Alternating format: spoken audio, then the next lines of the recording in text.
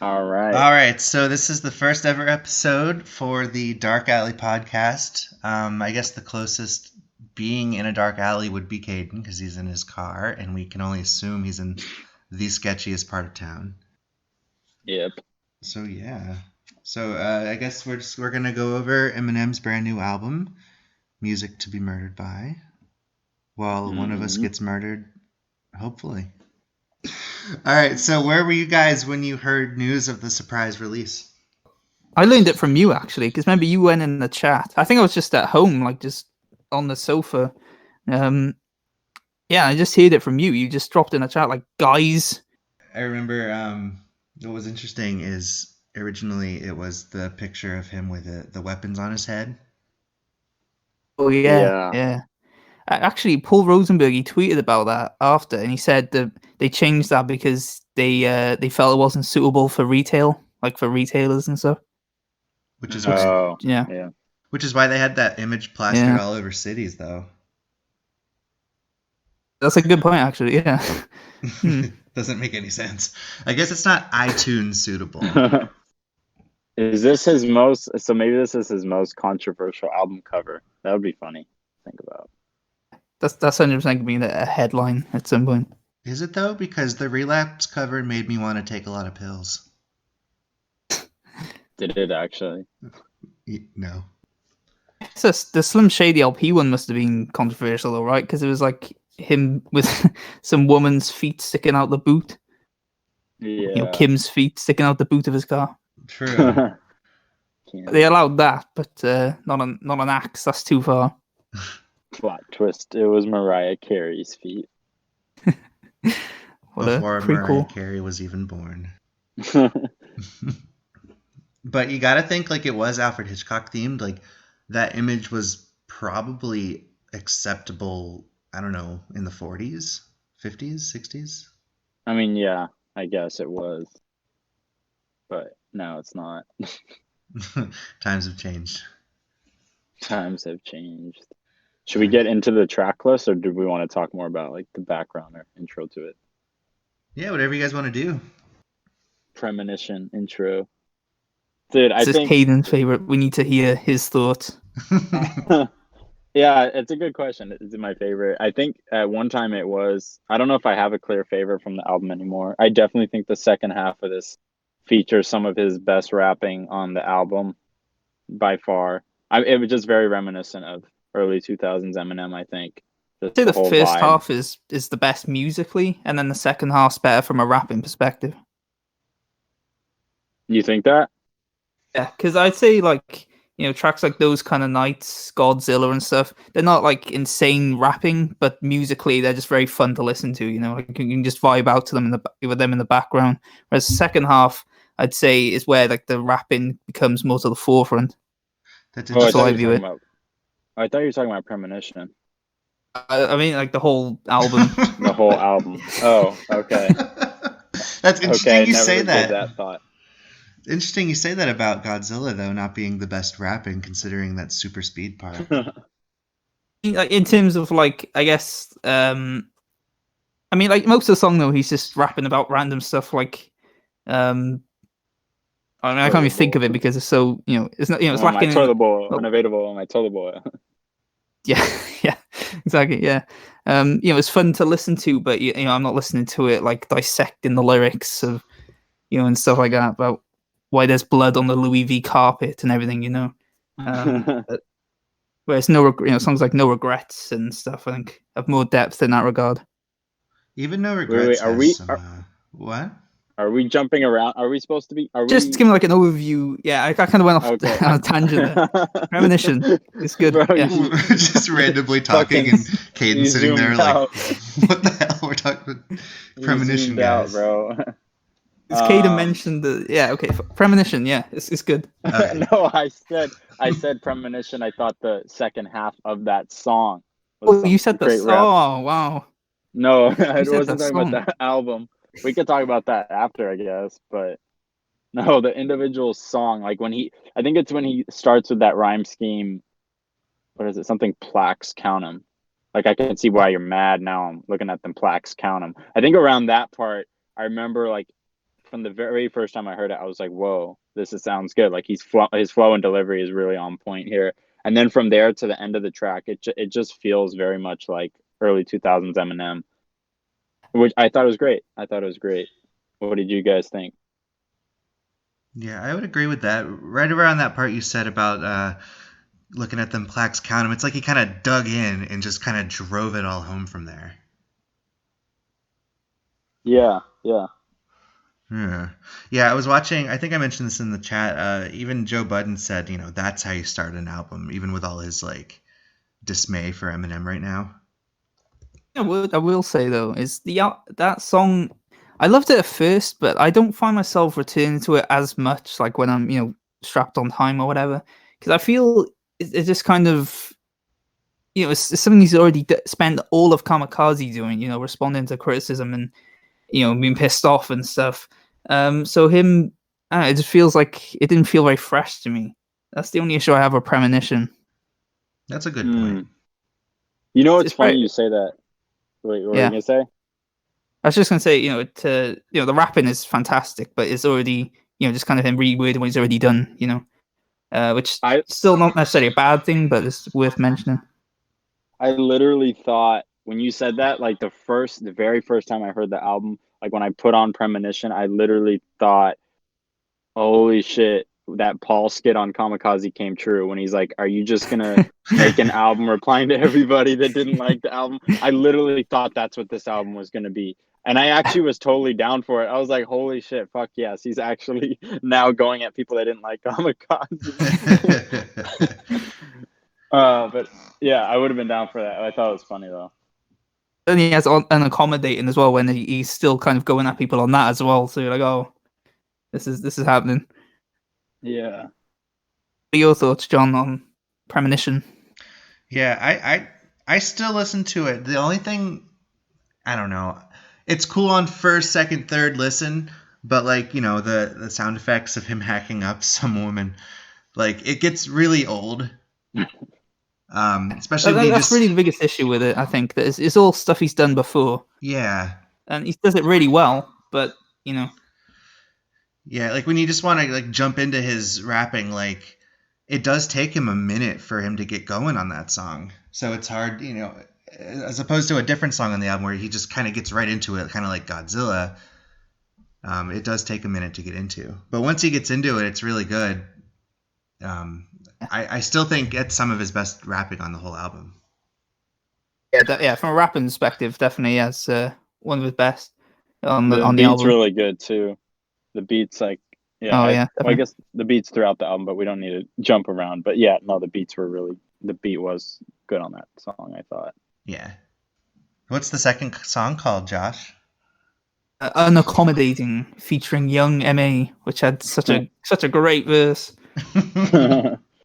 Best verse. You guys want to talk about that verse specifically? Yeah, I mean, look, overall, Unaccommodating, I love, but seriously, like that verse kills so much of the replay value for me because I really do not like that verse, and I have to like either listen to that for a minute or fast forward, and it's that's the only issue I have with the song. The rest of the song, like Eminem on it, is amazing. It's like classic Eminem. But Young M.A.'s just puts me to sleep, honestly. It's just... so it's boring for you. Yeah, boring. Yeah, it's just super... I don't know. It just doesn't really go anywhere, it feels. It's just kind of there. Yeah, never paid a bill. I never made a meal. That ass was fake, but she came for real. Something I remember I told you guys I was going to say something interesting I found out, but I was going to save it for the podcast. Oh, yeah, right, yeah. Yeah, I don't know if this is new information for you, probably not, but I found out that Young M.A. is actually a female rapper. And she doesn't sound like a girl at all. I found that, like, first, 3 listens, I thought it was a guy, and then I found that out online, like some random dude mentioned it. Same. Yeah, I only found out after Eminem did his Oscar performance. He did an interview with some entertainment outlet, and he mentioned Young M.A. as she, and I was like, that okay. I had to go back and listen to it, and I was like, actually, okay, I can hear it now.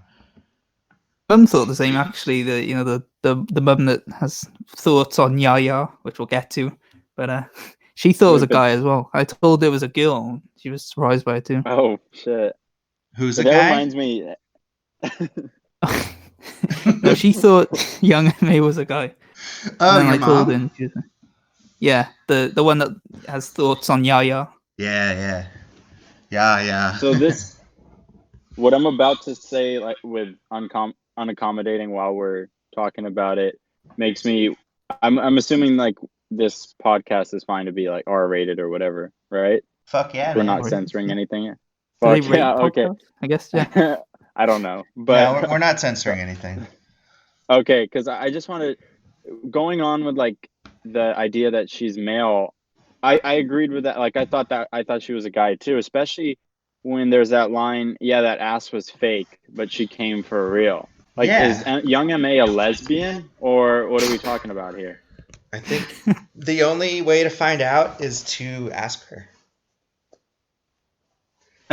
Yeah. One of us needs to like become a music star, and just so we can get a collab with her and then ask her. So Wow, great verse, young Mm. MA. So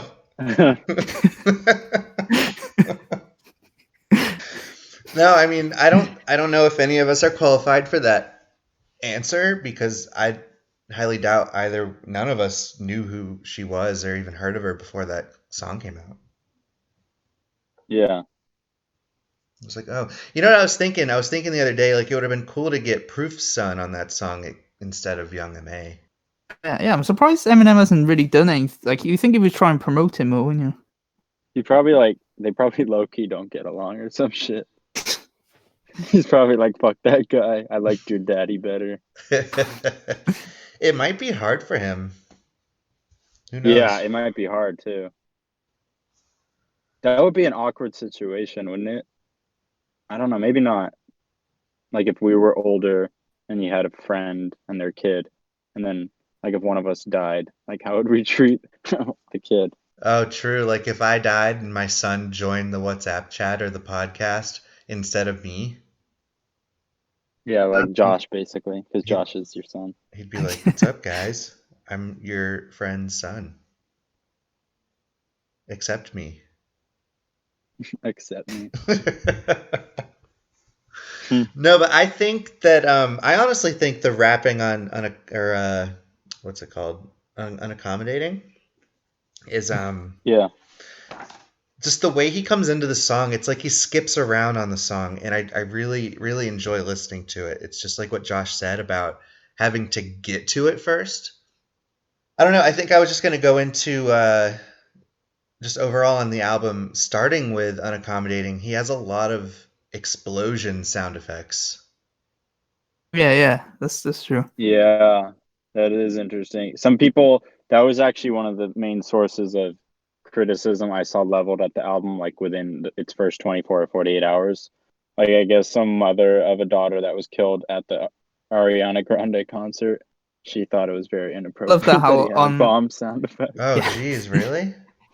Yeah, that was like one of the first articles I read about it. Love as well because on the album then he has a song advocating against gun violence and all this, and then half the album you hear gunshots every 2 minutes. Yeah, and literally on yeah, yeah, he says that he has that whole line. I know we need to stop jumping around, but that where he says like I'm Columbine, Mandalay Bay, and he lists like Yeah, 10 yeah. different shooters, and then I he was like thinking of, makes a more gun wordplay. yeah. But anyway, Yeah, he I mentioned. agree. His Go ahead. oh no, so I was gonna say I think his I think I'm assuming we're all in agreement here that I think his rapping is really good on this track, and his hook. Not to keep bringing up old Eminem, but his hook does feel kind of reminiscent of that old Yeah. Eminem vibe. It's very fun. It's playful. His delivery. It sounds relaxed, and I don't know. It just hits you. It hits you in a good way, like a good rapidy rap way. I think. Yeah, he's having a Because good time on it, and he sounds really so energetic. it's because as well, Yeah, for he sure. spends so many of his hooks post comeback of being like over the top singing choruses. And why I generally do like that, it is refreshing hearing him just do a normal rap hook again. I think the production suits it too, which I feel like will. I mean, maybe I can't speak for you guys, but I feel like I'll be saying that as we go down the entire track list.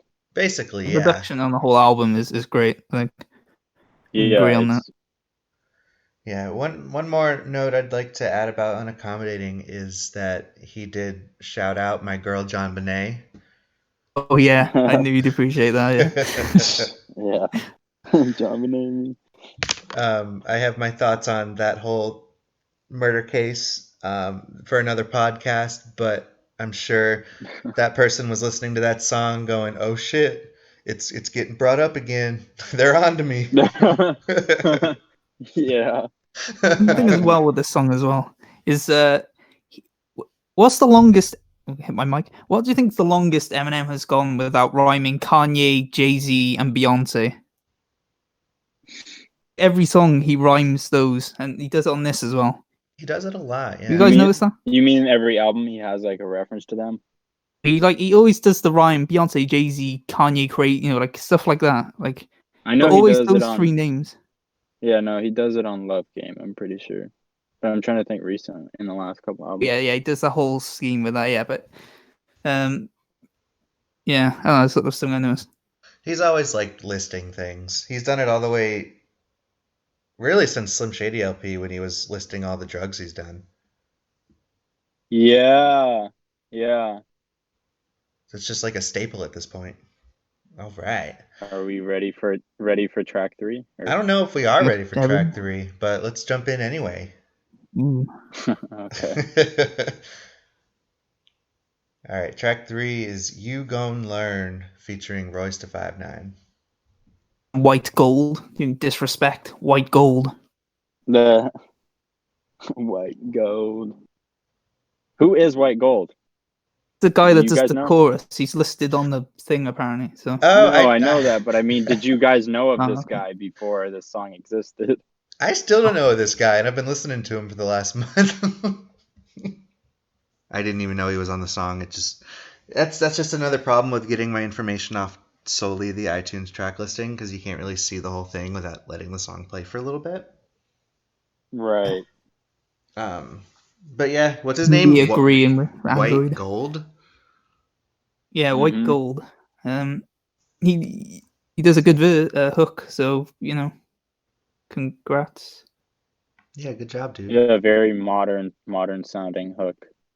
Yeah, I was thinking that actually. If that's the thing that stands out to me most about You Gone Learn is, again, this album in general. What stands out to me, and this is an example. This song is that it feels like he's doing a lot of new things. Like hearing him over soul production is very new for him. It feels, other than his Fat Joe feature the month before. Yeah. It's very refreshing, and again, like No Regrets as well, and a few other songs in here as well. Just Little Engine is fucking insane. So songs like that, really what stands out to me most about this album is how fresh and experimental he's been on it, and You Gonna Learn really is embodies part of that, I think. Yeah, I agree with that. Which I think go ahead. Oh. I was gonna say, I don't know, what do you guys think of in general or on here, Royce? I think he did quite well. I mean, Royce actually produced this. That's what I was shocked by. He did a great job with the production. Wow. Yeah, I read a whole interview with him about him just starting out to dabble in production. I think that's really cool. He said like it makes him feel like a little kid again, because he's mastered rapping, and he's so consistent with it. You got to think, like, you're so consistent with something for so long, it might get boring. He feels re-energized doing production, and I thought that was really cool to read. Yeah, that was cool. Hopefully we'll get to that with a podcast by like episode 102. Yeah. There will be an episode 102, probably be released next Friday. Yeah. Yeah. You're gonna need a lot of gas money. Yeah, I will. Dude, yeah, I think in general, but if I'm not mistaken, I think there's 3 tracks here with well, obviously but Royce, I think he's on 3 tracks on this album actually rapping, and I think there seems to be a running theme that Royce kind of is one of those people that brings out a really strong side of Eminem. I think that seems to be a consensus. I've never heard a Bad Meets Evil song. Yeah, exactly. There's a good chemistry there, and Lighters, I don't know how arguably, to. What'd you say? Lighters, arguably, is kind of questionable, but the others, you know. Wait, which one's questionable? I have Lighters a soft spot for Bruno Lighters. Mars. I do like the song. I just feel it's kind of generic compared to all the other Bad Meets Evil songs, which are like 8 out of 10 plus for me. Yeah, It's something you don't want to see, like a hairy box. Oh man. But no, this was cool. Also, I thought it was interesting. I didn't realize Royce. I have Genius open, but Royce has been with his wife, his high school sweetheart, since 1996. That's awesome. Nice. Because he mentions that in his verse. Something that stand out to me during that verse is he mentions that, and then he mentions something about side chicks too. That just like it's interesting how like love can still go on with stuff like that going on, and just shows the connection they have. And how like do you think like I don't know how focused we want to be here, but like I don't know, now it makes me wonder, like when a rapper talks about side chicks, like do you think every time a rapper mentions a side chick they genuinely have had one? Or because it seems like then every rapper would have had some side chicks. Depends on their persona. Like Eminem clearly has a persona of, he fucks everything and beats everything, so it makes sense with him.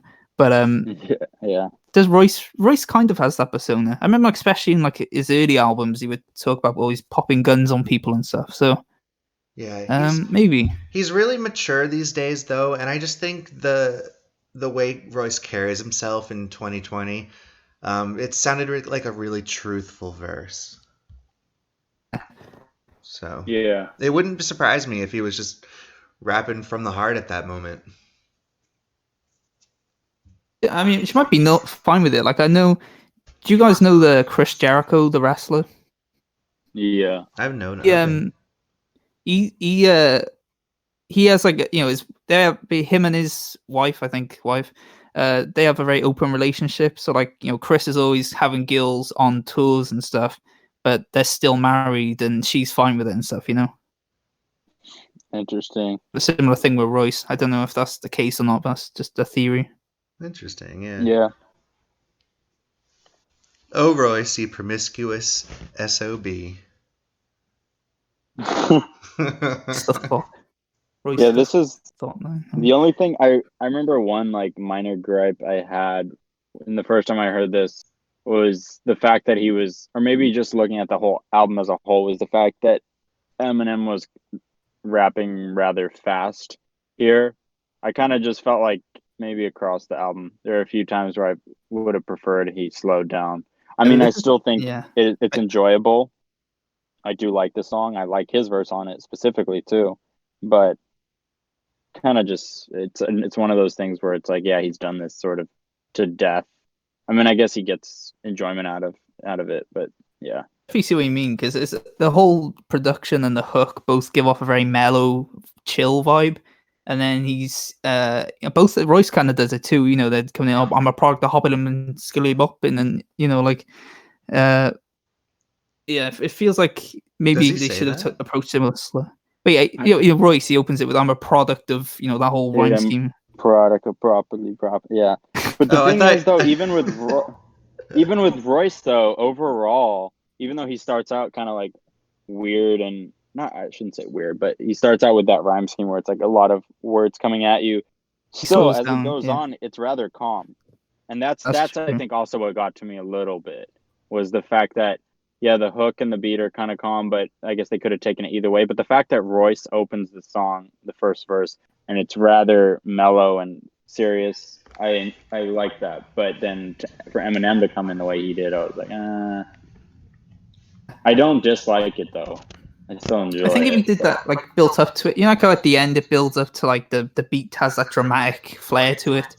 I think if he started off slow and then built up to that flow with that how he does it in the final thing, that might have worked better. I think. Yeah.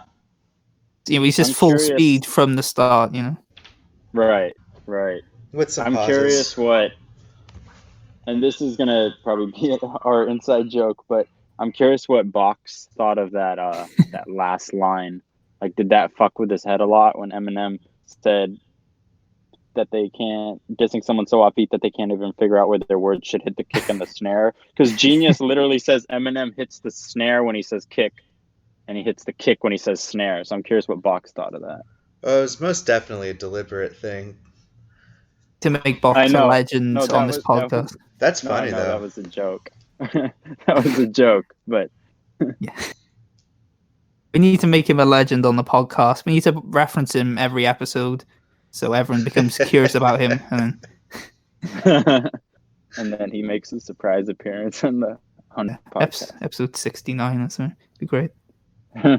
Yeah. That's gonna be a legendary episode for sure. We'll have Box harmonizing with what we're talking about. I'd love to make an album with Box. It'd be great. He'd be nitpicking everything and Oh yeah. never get the album out because he would be trying to perfect and everything. It'd be good in a way. We'd end up with a perfect album, but Yeah, when you're 69.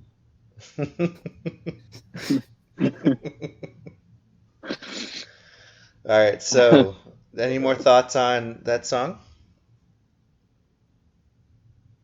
I think I'm good. no, I think that's it. Really, only other thing is I would like to see. I'd love if he continued looking at this direction sound wise, for the next album. Because, like I said, this and No Regrets really stand out to me because they feel so fresh and new for him. I'd love to see him explore that sound more. That soul infused vibe. Yeah. Yeah, that's pretty much it. So yeah. Yeah, he definitely gets that sound hanging out with Royce.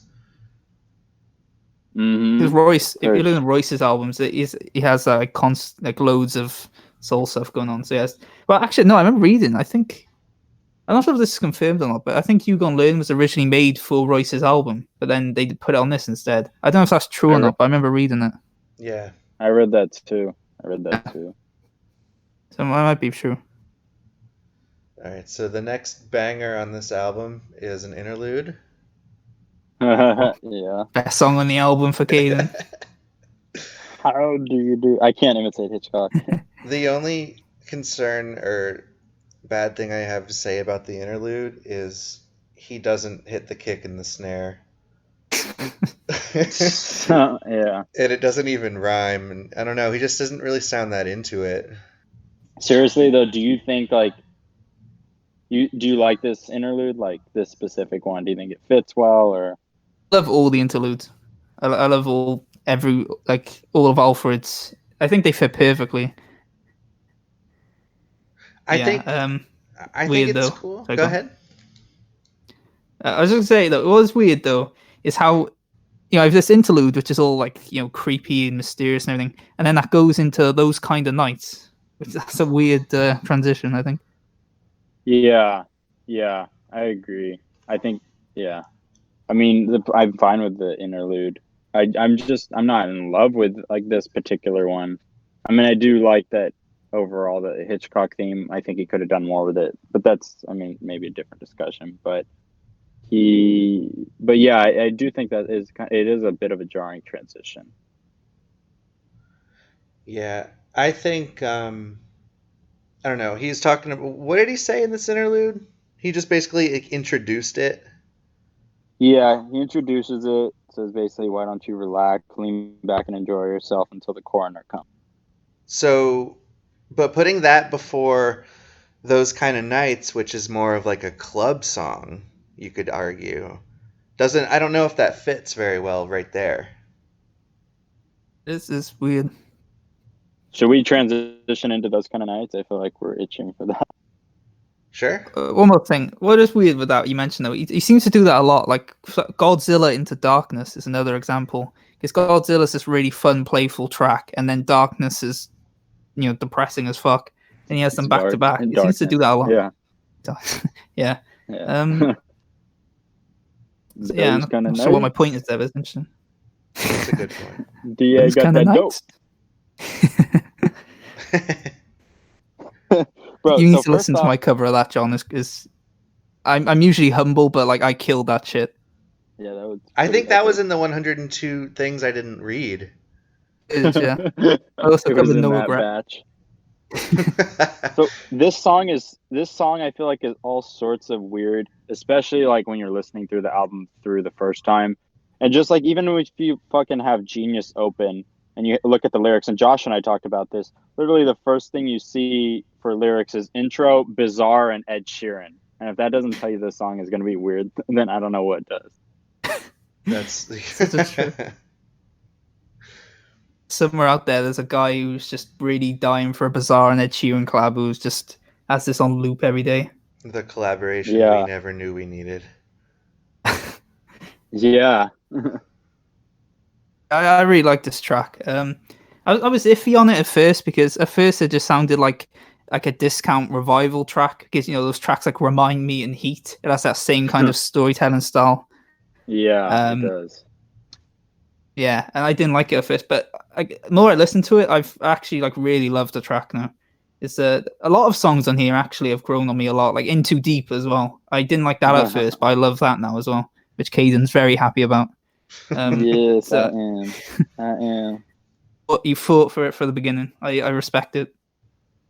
Yeah, no, there's something. I mean, I personally think those kind of nights is nowhere near as forgettable or unlistenable as the worst tracks off of Revival. So there's that. So yeah, like I would agree. This probably It's maybe always a good thing. fits in the camp of this feels like a Revival leftover. But like I said, I think in our chat, it feels like it was probably something that was, if it was definitely reworked. And it's certainly an improvement.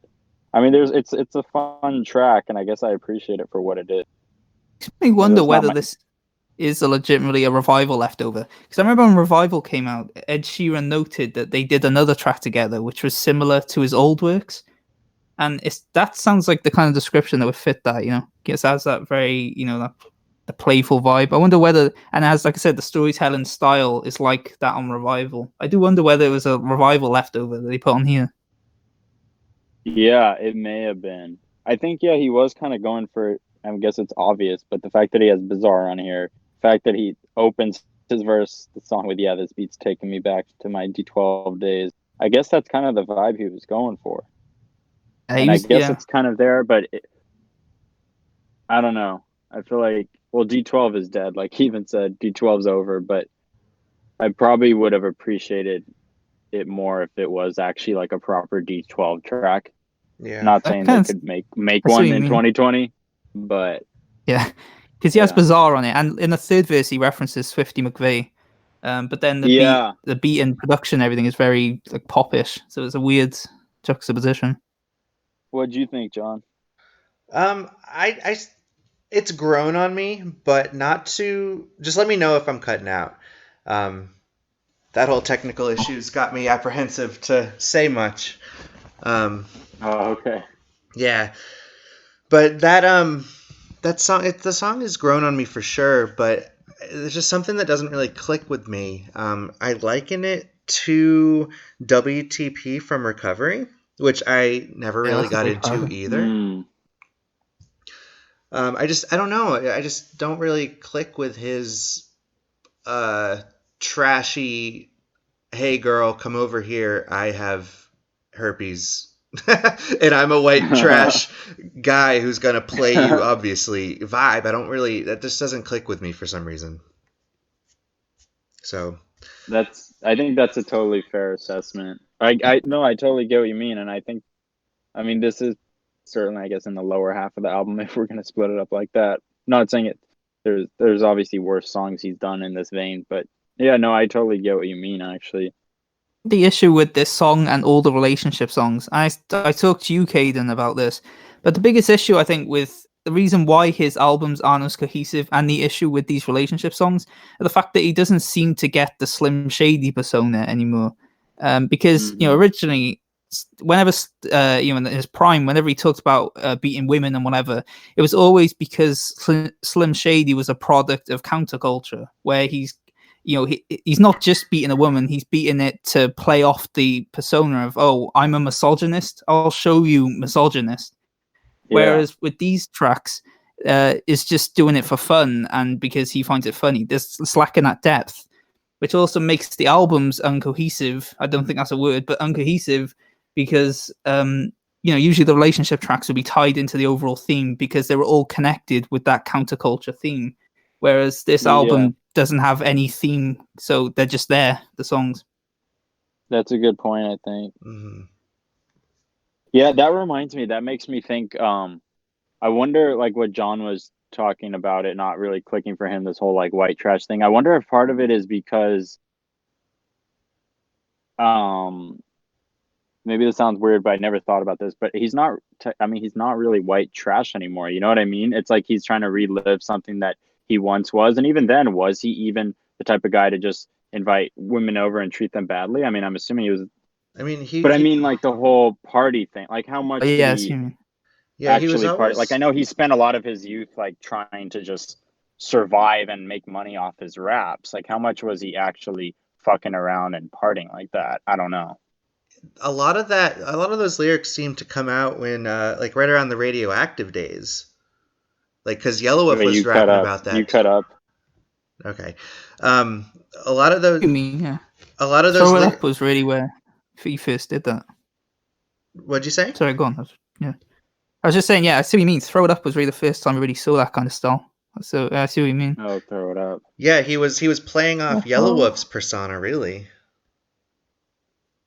Yeah, so if it's, I mean, I haven't listened to Trial by Fire. Oh, but kick him out the podcast.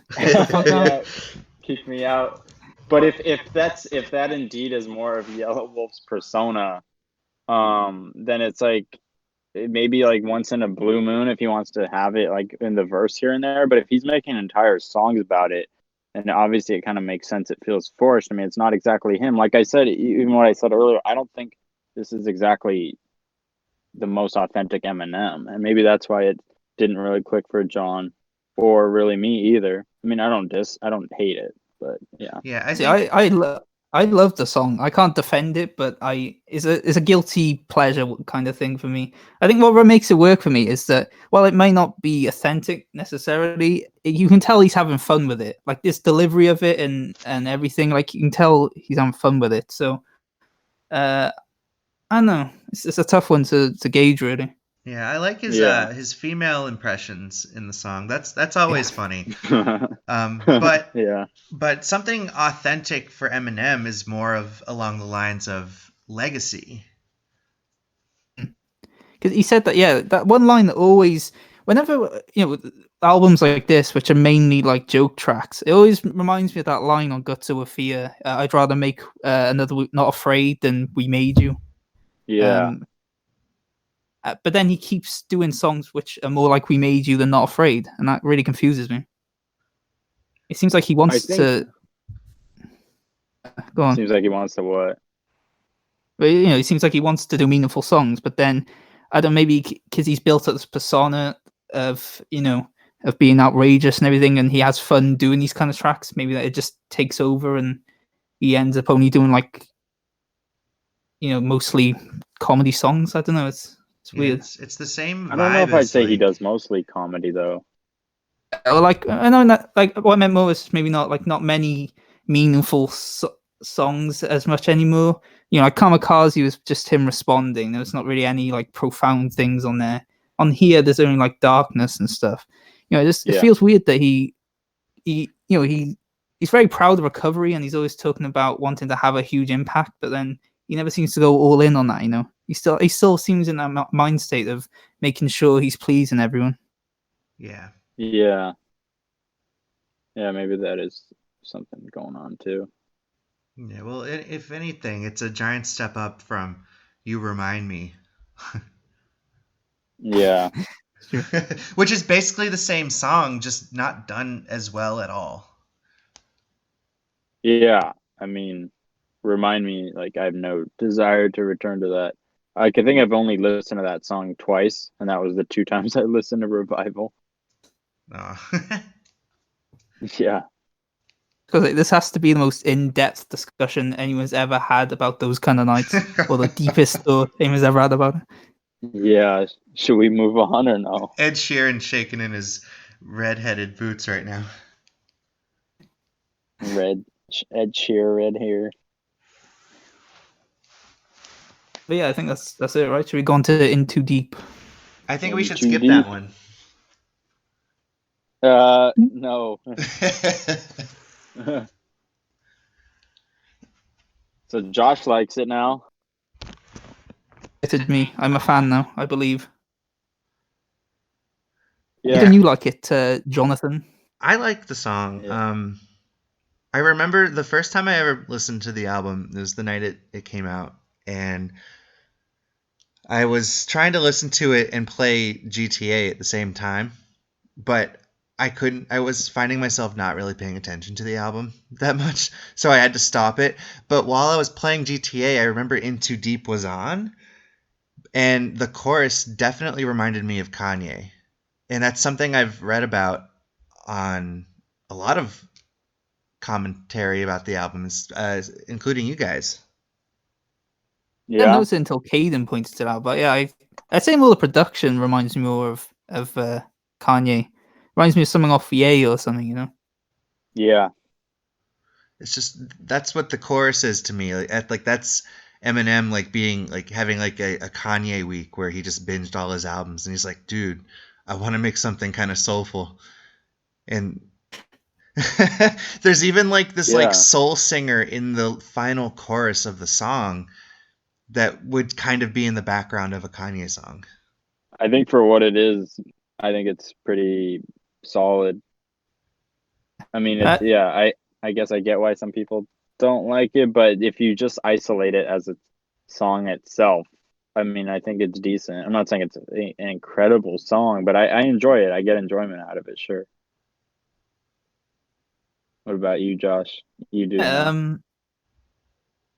But yeah, I really like it. I didn't like it at first, but like I said, it really grew me, and now I love listening to it. It's really fun to rap along to, a girlfriend and all that thing going on. Uh, and I love the hook as well. It's very catchy. Again, quite a unique beat for him, very Kanye-esque in a way. Yeah, I Yeah. can't pinpoint exactly what I like about the song specifically. But it just does a lot of things. It's fun to listen to. It does a lot of things right. Storytelling's quite nice as well, and it's kind of a unique approach to something he's done a lot. Yeah.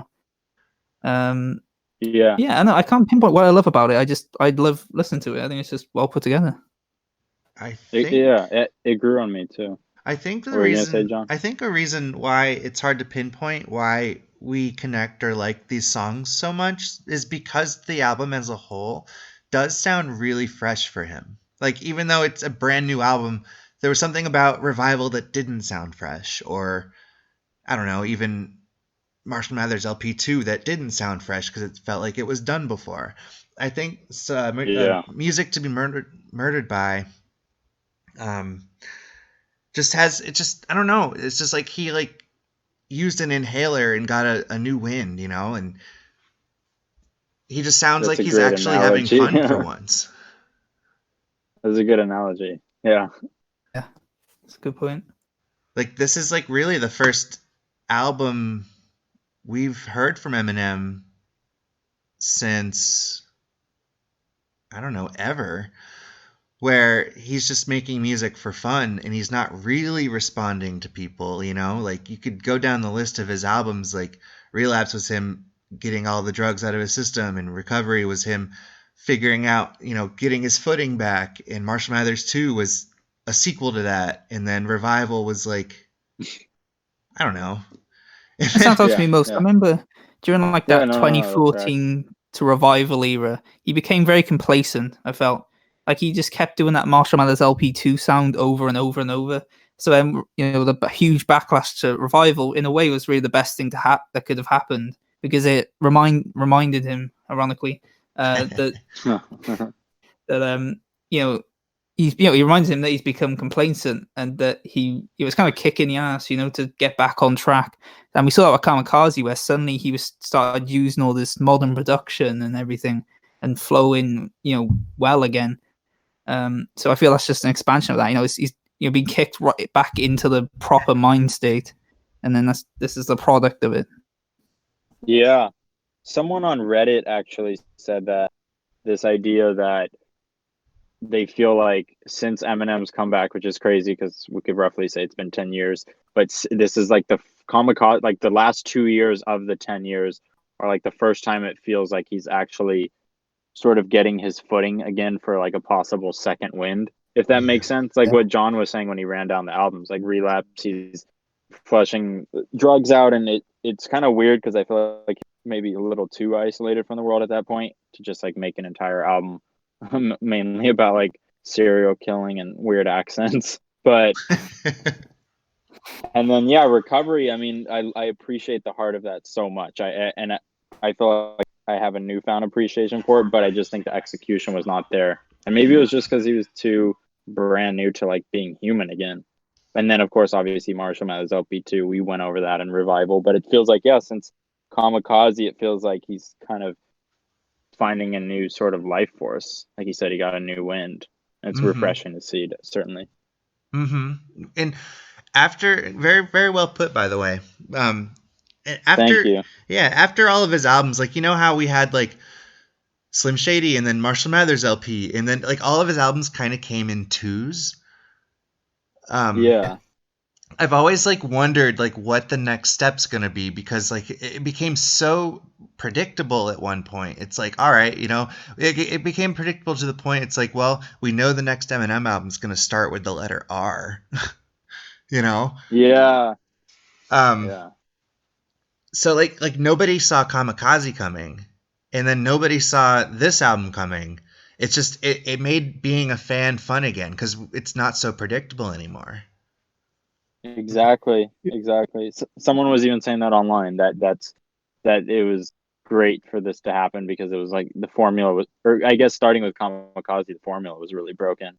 I mean, just a surprise album of him responding to people instead of like trying to cater to people's tastes or try and do something that he thinks people want. But yeah. I think that's exactly what he needed. Me too. He feels just really on the pulse with what's going on in rap right now. Like, cause I remember again with that phase, he went through, he would release an album and then he'd do like 2 random side projects, and then another album like 2 years after that, and then another side project. Whereas now he really feels like he's just actively trying, really, rather than just having fun with it. Yeah. Shout out to Shady XV and the Southpaw soundtrack. That's what I was thinking of. Yeah, and Hell the sequel as well. Yeah, can't forget that. I love Shady. I'm throwing that out there. I will defend that to the death. Which one? Shady XV? Shady 15, yeah. You cut up. Yeah. Now Josh Shady cut 15. up. Yeah. Good. My curse worked. Your curse. You're next, Josh. Back to Into Deep. I guess maybe the last note I'll say about it is, it's funny. I saw a comment on Rap Genius where someone said this is basically the opposite of Normal. That song from Kamikaze. Yeah. And I realized that is so weird now that I think about it. Because like even Josh, you were saying kind of like how Eminem's like perverted the idea of Shady to just being like, oh, look how cool I am, I beat women. And I feel like Normal kind of is an extension of that. But then just to think like his next album, he has a track like Into Deep. Like if you played those two side by side, it's just kind of weird. But coming from the same artist. Yeah, coming from the same artist. But I think, I mean, I appreciate Into Deep for what it is. I think it's mostly authentic. I'm curious who he's talking about, but I don't know if we'll ever know. I don't think we will. It's interesting that you mentioned that, because it's like, at what point, like, what is authentic Eminem anymore? Yeah. Because we don't really know anything about him anymore. He used to be the most open book ever. You don't think, you're cutting up again, by the way. Damn but it. You don't think he's an open book anymore? Like, what do you mean by that? As far as his personal life goes, That's yeah. Hmm. Yeah, the moment I realized that was I remember a few years ago. I remember Kim had like some issue with her personal life, like some sort of alcohol problem, something like that, and like Yeah. Eminem didn't mention that at all, you know. And that's where I realized that he maybe, maybe he wants to take push that to the background of his content, you know. Um, Maybe keep his personal life more personal nowadays. he expressed a lot of Same regret point. about doing that in certain songs. In Your Head comes to mind. Oh Headlights comes yeah. to mind for me. Talking about, Hmm. Like you know, maybe. in Your Head, he talks about like regretting, Oh, true. talk about Haley so much and going into so much detail about Haley's life and stuff. So I think that plays a big factor in it. Yeah. I mean, well, I guess it's different now. Haley's grown up, right? Oh. Well, what do we have to say about Godzilla? Rapidy, Fire. rapidy, rapidy. In a fun way. It's it's fun as shit. Yeah. I love Juice WRLD's chorus. The beat is great. Yeah, it's just a fun track. Like that's pretty much all there is to it. You know, it's a really fun track, really fun to rap along to, except for the third verse, which I can't do. The chorus is great. Yeah, that's my in-depth verdict. Yeah, I think it's cool. I really like his rapidy songs. I really like, for example, Detroit versus Everybody. I really like just when he raps randomly, like that Big Sean song he did. Yeah. Something cool, and rest in peace to Juice World. And I'm not one of those people that, oh my god, an artist died, let me go check out his music. But like, even if he didn't die, like this chorus he did, I really enjoyed it, and it did make me want to go back and listen to his old music, which I like. Yeah. That's why I like features in hip Exactly. hop. Yeah. Opposite of Young M.A., who I now never want to listen to again. I wonder what MA stands for. Hmm. Anus. I don't know. Yeah. Mighty ass. Mighty Idiot. anus. Young mighty anus. Mighty asshole.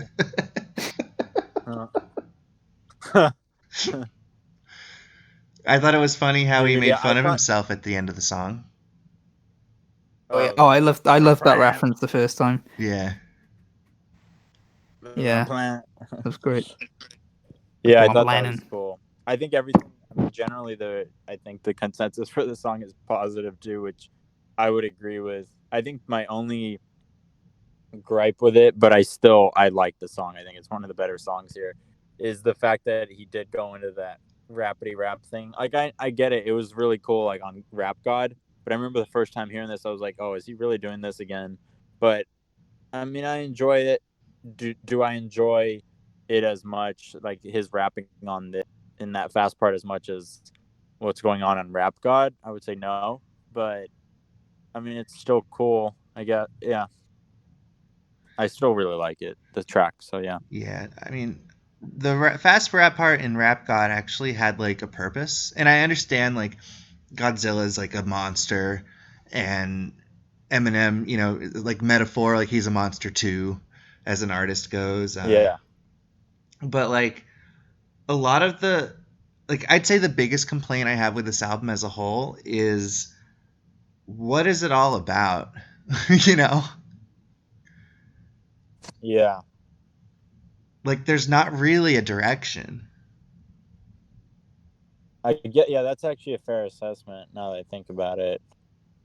When it dropped, I was trying to figure out like, why this existed. And I remember at first I read that Dr. Dre produced it. So that's why I thought, oh, the point of this album is this is their reunion album. But then I found out actually he only produced like some tracks on it. And yeah, like again, it goes back to that point of why does this exist? I mean, he's clearly doing it just because he has fun, and that's great. But there's really no, this from an artistic point, there's not really any reason for this to exist. Like no overarching story. Like anime expanded universe of Eminem. Yeah. But like Recovery had like a huge, purpose to it. Marshmallows LP2 even had a purpose. Even Revival had a purpose, to some extent, with its political thoughts in it. It's obviously very scatterbrained, but there was something there. But here it's just kind of a collection of fun tracks. And while it's led to a great album, overall I still think it's also it feels inconsequential ultimately. Mm-hmm. But it's still fun to listen to. I'll still listen to it Okay. almost every day. Not all the way through. Yeah. Pretty much it on Godzilla. There's not much else you can really say about it, really. So Yeah. I wonder what Godzilla he was referencing. The original or Godzilla 2000? Or... It's a good question. It's getting the important questions. Yeah. Thank you. QTNA. Should All we right. talk about Darkness? Moving on, yeah. What did you guys think? So it was released at the same exact time as the video, which I didn't know at the time because I just, I got the album notification and just went straight there. And I didn't know what the song was about when the first time I was listening to it. Obviously, it clicked by the end of it. But I remember I posted some lyrics to my Twitter page when I was first listening to the song, and he has like this lyric about, I'm like my father. You'd think that I knew him, and I was like, oh, it's gonna be one of those songs. So I posted that lyric because I can relate to that. But then, like, when I finished the song, I was like, oh, it's not about his dad at all. Yeah. Yeah, I'm actually in the similar camp to you as far as the first time I heard it. Like when I was first time I heard it, to be honest, I wasn't too impressed, and I just heard it, and then once I realized, oh, he's talking about his shooting, it still didn't hit me. And then I think I heard it again, and I didn't really think much of it again. It wasn't until I saw the music video that it hit me emotionally, and I was like, wow, okay, there's something there. And then then at some point, it like maybe after that point, it like flipped for me, and I was like, wow, this is a really great song, and I think, dare I say, objectively one of, if not the best song on the album. Yeah. Yeah. As objectively good as it is, I would say like it's one that I don't find myself going back to a lot, just because it is heavier. Yeah, I think seem too. I have a friend who felt the same way. He liked a lot of the more like fun, lighter tracks, and even though he admired Darkness, he thought it was just too heavy. Yeah. I shouldn't say too heavy, but it was just like it's a bit of there's a lot of weight to it, obviously, compared to the rest of the album. It does make you wonder, we were again talking about the balance of serious versus lightheartedness. It does make you wonder if maybe he recognizes that and is afraid to do a whole album with that not afraid thing he was going for, because maybe he fears that it would kill replay value. And it wouldn't quite. I don't know. He might fear it might not appeal as largely either. Yeah. Since he is a worldwide figure. And like I said as well, he's just built up this, vibe of him as this, Joker, this Joker and having fun, playful songs and that. So I don't know. I'd love for like him to be asked this in an interview.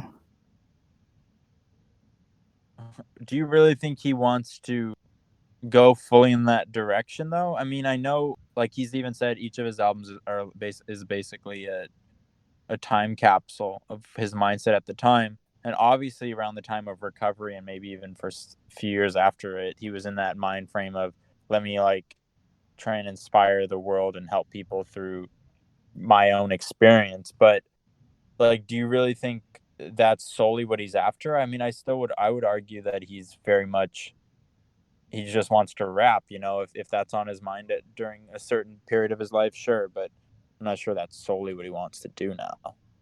Yeah, definitely.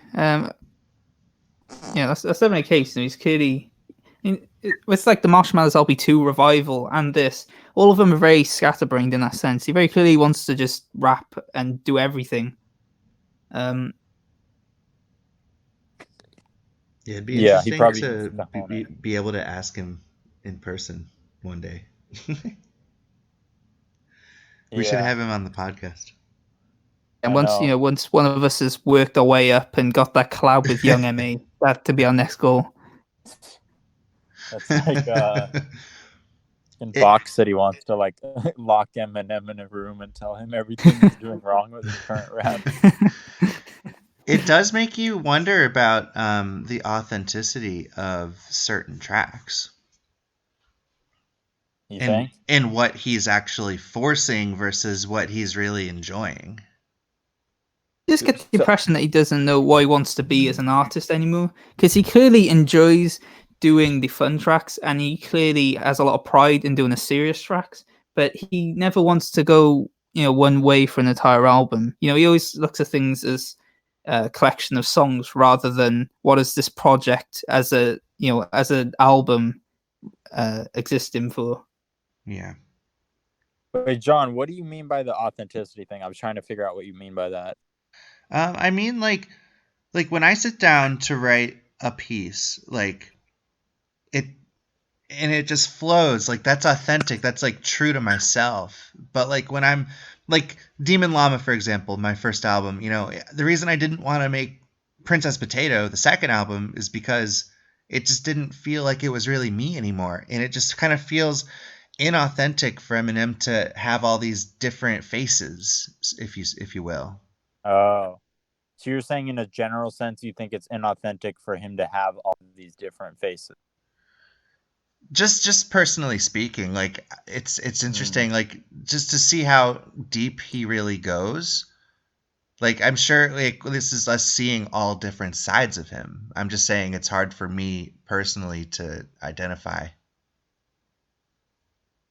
I feel like I don't know. Maybe I'm just jumping too quickly to his defense, but I don't know. Part of me like fully understands that mindset of like probably when he or someone sits down to write a rap, it's reflecting whatever they're going through or feeling at that moment, So obviously we all have our moods. Maybe his are more extreme or whatever, but I don't know. I feel like to me, I guess I understand it, but I don't know. What do you think, Josh? Um, I've pretty much said everything I think about it. I mean, I don't, I wouldn't say it's inauthentic. Like I said, I think everything he does, I think he truly feels that way and has fun doing it. It's just that he's not Yeah. someone who can just settle down and do one style. He wants to constantly be doing everything. And actually, I do kind of relate to that. I've told you of how I have like a million different creative endeavors I want to follow, and I don't feel like I don't have the time to do them all. So I can understand it, but it's gonna be frustrating because, like I said, I was saying earlier, with how Marshall Mathers LP and Eminem Show and stuff all have an overarching theme that connects everything, and it can be frustrating because it's lacking that because he's being pulled in all these different directions. Yeah, Yeah. it makes you wonder if he's doing it for the general audience or if he's really doing it for himself. I don't know. I Um, think it's just as simple. I don't want to say it's as simple as, but I feel like it could just be chalked up to the fact that maybe he doesn't have that cohesive element to him. I'm not sure why that gap is there, but I mean, if you look at his older albums, maybe up until the Eminem Show, like I'm not sure. I mean, there was a certain cohesiveness there that hasn't been present in him for a while, so I'm not sure. I'd say Recovery was his last cohesive album. Yeah, Relapse was very cohesive. I even think like the Relapse felt last. cohesive. What's that? No, I was agreeing with you. Relapse did feel cohesive. I don't know Yeah. if I'd say Recovery cohesive actually. Somewhat, I guess. I mean, the sound is cohesive. That all has that like speaker blaring sound. Yeah, that's what I was Yeah, thinking of, the sound element of it. yeah, the sound's It's cohesive. definitely kind of that's where you start seeing the signs of it though. Like the subject matter is kind of all over the place on Recovery. So yeah, Yeah. Yeah, I yeah. agree with both of you. Conceptually, it's spread out a bit. It goes Yeah. from Cinderella Man to Thin. So Bad. Yeah. Like what? But didn't Eminem Should we? Show go from like drips to Till I Collapse? That's true. Yeah, but, yeah. I mean, not sequentially, but yeah. I mean, those Yeah. two are on the same album. Basically. Yeah. No. I know what you're talking. I mean, yeah. Even I listen to. No, it's a different discussion. But no. Even I find that too. I feel like that's always been present. Yeah. No, the Eminem show did have a couple weird transitions. Trying to remember what it was. Or I think it was Superman to Haley's song. That was that I was like, okay. But I guess I kind of got it because now I'm discussing Eminem show, but Superman is like a bashing on Ho's song, and Haley's song is basically the same thing, but it's ode to his daughter, but he manages to squeeze in hate for Ho's. Anyway, this is off topic. This will happen often, I'm sure. This is what I'm on about though, about that overarching theme is on those old albums, like even the random relationship songs, even those were still cohesive thematically because they were done from the angle of him being a caricature of, you know, this misogynist they claim he is. It's not just him talking about a bad relationship, it's him doing it filtered through this character.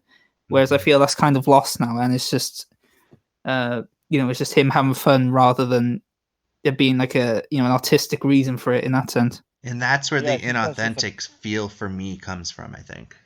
Okay, yeah. I see what you mean. I don't know if inauthentic would be the word for me.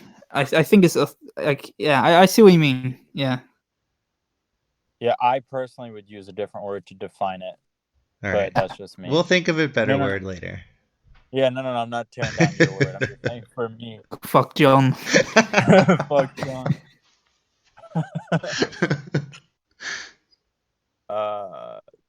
What else did we want to say about Darkness? I think we all agree. The 8th song.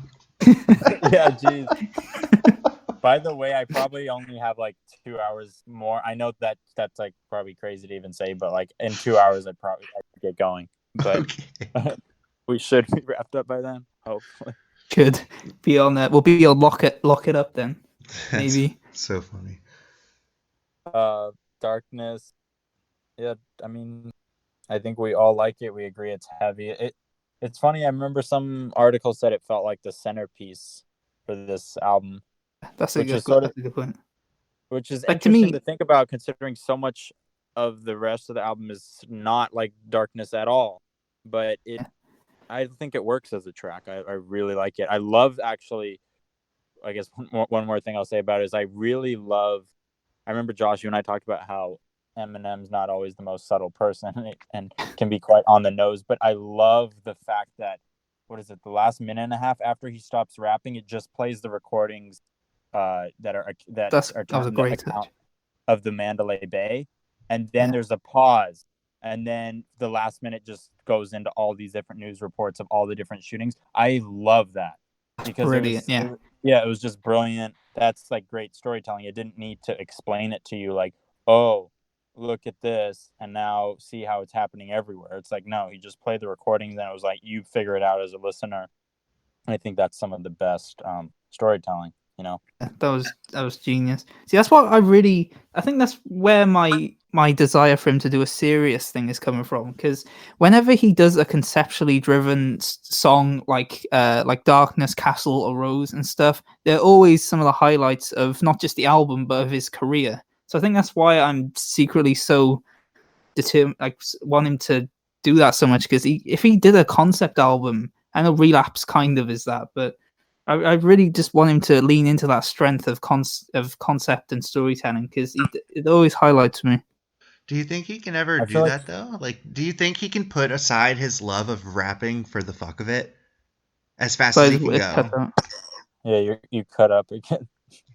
Do you think he can put aside his love of rapping for the fuck of it to the side for an entire album, though? I don't think he could, because what stood out on me about Darkness as well was that he's rapping really slow on it, and it feels like he hasn't rapped like that in ages. So it really feels like he was trying to restrain himself on there, And fast rapping is clearly what he enjoys the most right now.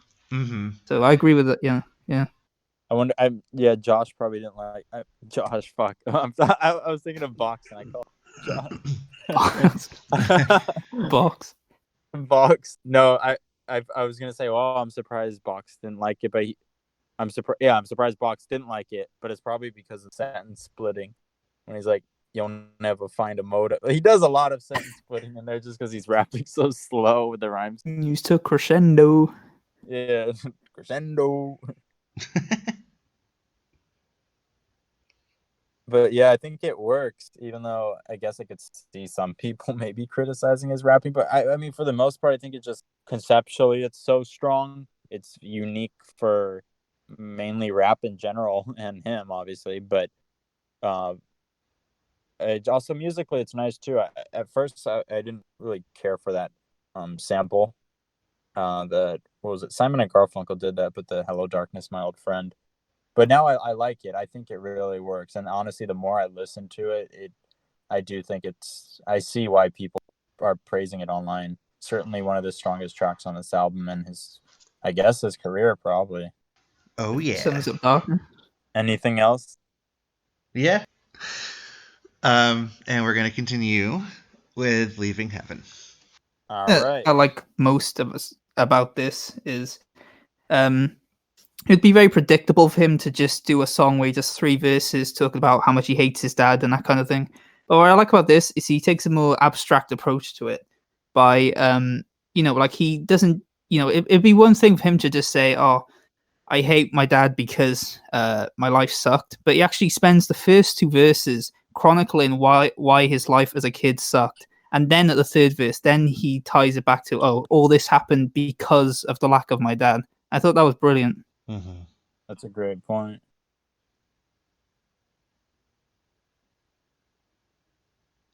It's dead silence. Okay, friend. The silence is as dead as Eminem's dad.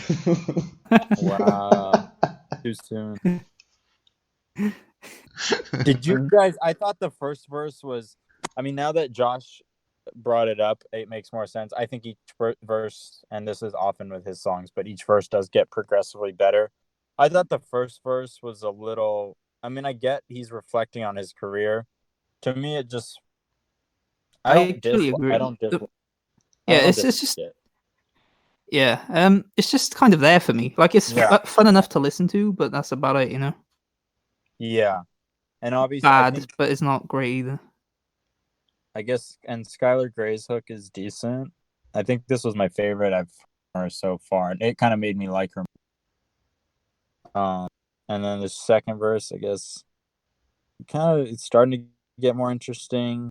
His rapping's getting a little more elaborate, and he's starting to content's kind of picking up in pace. But yeah, by the third verse, like the second verse, I love how he fleshes out. I always love when he goes back and describes those days in Detroit when he was like a teenager. I really like how he does it there. It reminded me of The Apple, actually. Yeah. Oh. Yeah. Also, I think he even mentions like the tricycle and boogie, which he mentions on The Apple as well. That was really interesting. I gotta go back and listen to to that that song. song. Until Isaac and Boogie. I mean, that in years. I need to. Yeah, that's great. Yeah, I love as well. What did you liked it, John? Right? I did like it. Yeah, I don't know if I want to go into it very much, just because it is a really sensitive topic for me personally. But I can relate to his outro a lot. Yeah. And yeah, it's one of my favorites from the album as far as like, you know, I always when I'm skipping around, I always kind of skip over Darkness and go right to Leaving Heaven. I really like Skylar Gray's chorus. It actually reminds me of Miley Cyrus as someone who listened to her for a bit back when she was going crazy. Yeah. It actually does sound like Miley Cyrus more than it sounds like Skylar Grey, funny enough, to me at least. It didn't sound like a Skylar chorus, I see what you mean. Yeah.